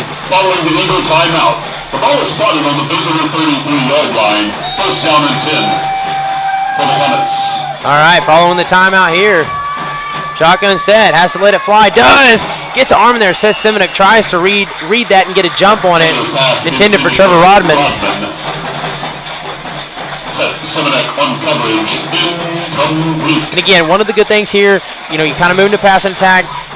The clock, not having to worry about it quite as much. Of course, you snap it, you get it out quick. Even if you get an incomplete pass, that blows the ball, that kind of blows the clock dead. So it's a good situation for the Comets, even if you don't catch it. And sometimes if you're in a situation where if you only stand to gain 2 or 3 yards, it's almost better that you don't make the completion there, because you don't want that clock to continue to run, even as you have 2 timeouts. It gets that snap out quick. Braden DeVinny leads with the head forward. Yes, it is Braden DeVinny, with the reception. But not much digging there. Maybe a gain of 1 or 2. And that makes 3rd down and 8. 1 yard gain on the reception. So again, really for the Eagles, kind of a win there, because that puts you, again, you only gain a yard or 2, but it keeps that clock rolling. And that's really the name of the game for the Eagles. The Comets need to score, and they need to score quick. For the Eagles, it's just a matter of running the clock out. 34-yard line. So again, 2-by-1. Wing on the left side. Has to let it fly. Finds Roderick Sowers. He drops it, throw out in front of him, but catchable. Taylor's pass intended for Sowers, incomplete. And not something, again, Roderick Sowers has done a fantastic job. There's a reason why he plays DB and wide receiver. He's got a great set of hands, and not something you see very often, him dropping a pass. Again, it was kind of out in front, but catchable, and again, just kind of move on from it. You make a mistake, next play. 4th down and 9. Got to have this one with 3:21 remaining, as this is working in on what might be. Of course, you still got 2 timeouts, but you're running out of possessions. You got to get this one. Snap, lets it fly. Seth Simonik bats a hand inside on an inside pattern. Taylor's pass incomplete, broken up by Seth Simonik. Comets turn the ball over on downs. And again, what more to say? You know, the Eagles have had just 2 or 3 players that have just seemed like I've said their name about 50 times tonight. One of those has been Seth Simonik. You have to tip your cap.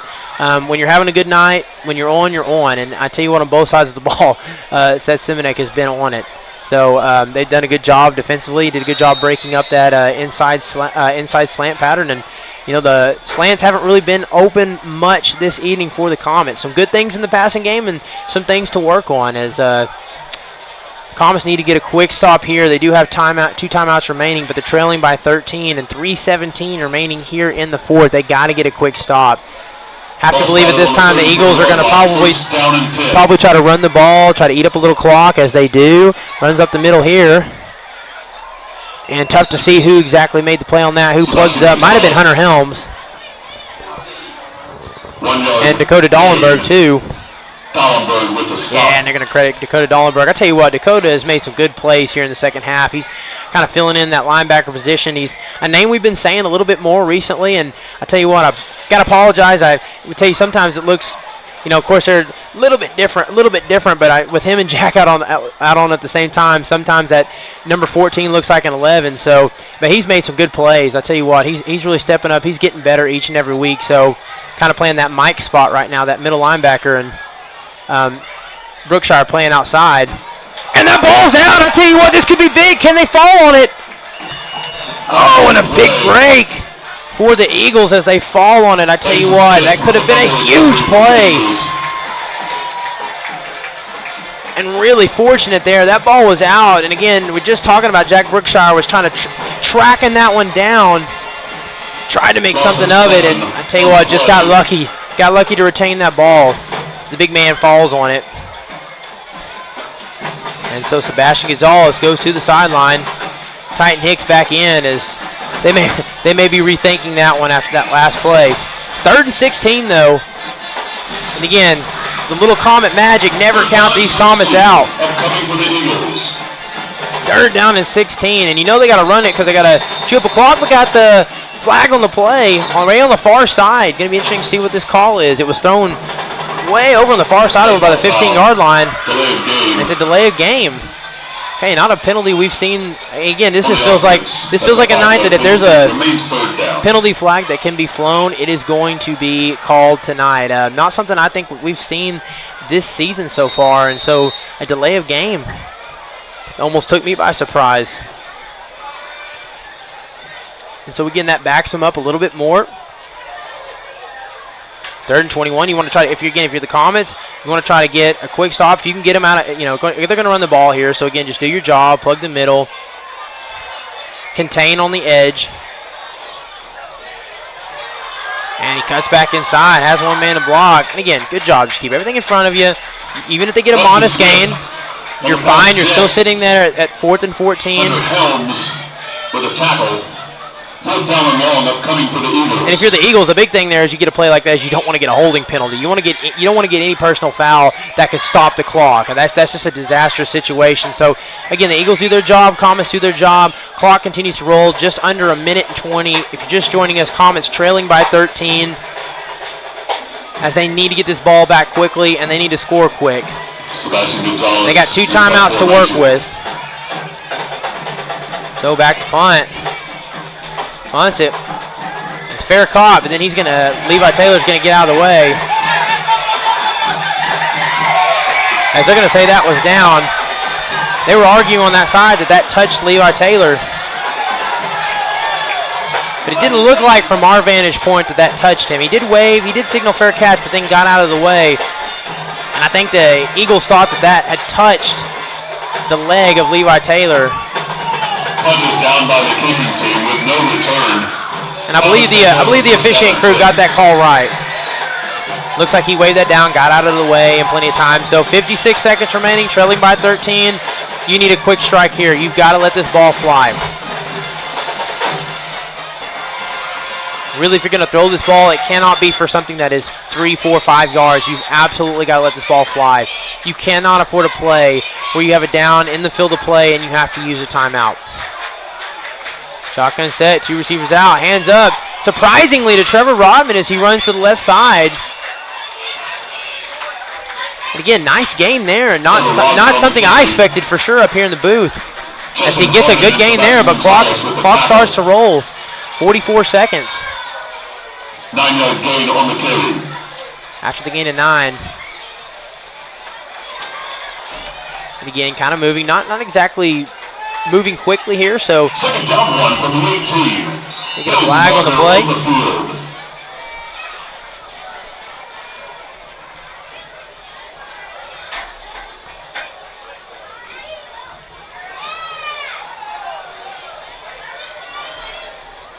Again, we'll await the call. Dead ball foul. Substitution violation. Okay, so yep. On the defense. You saw the 5-yard penalty. First down and 10 for the Comets. You saw that far side or the near side official here over on the 45 make that signal. Just wanted to make sure that was correct. So if you could hear that at home, I think y'all guys heard that over the PA there as he follows a block. Trevor Rodman gets down, but in the field of play, doesn't get to the boundary. Brought down near the 35-yard line.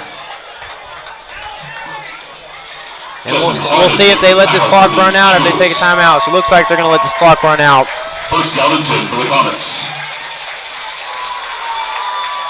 And so the Comets, who've had a great start to this season, are going to fall to 2-1 on the season.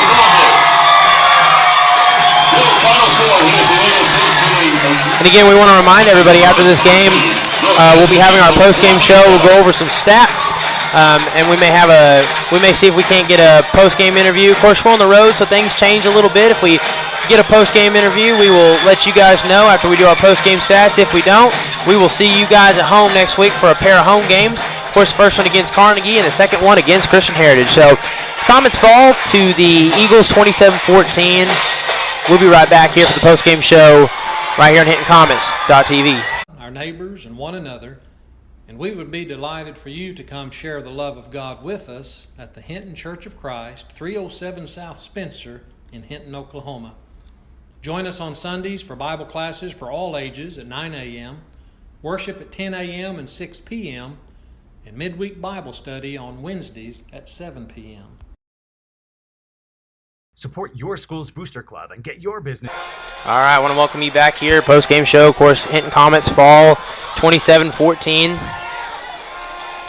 to the Hennessey Eagles. Just kind of go over some stats here. And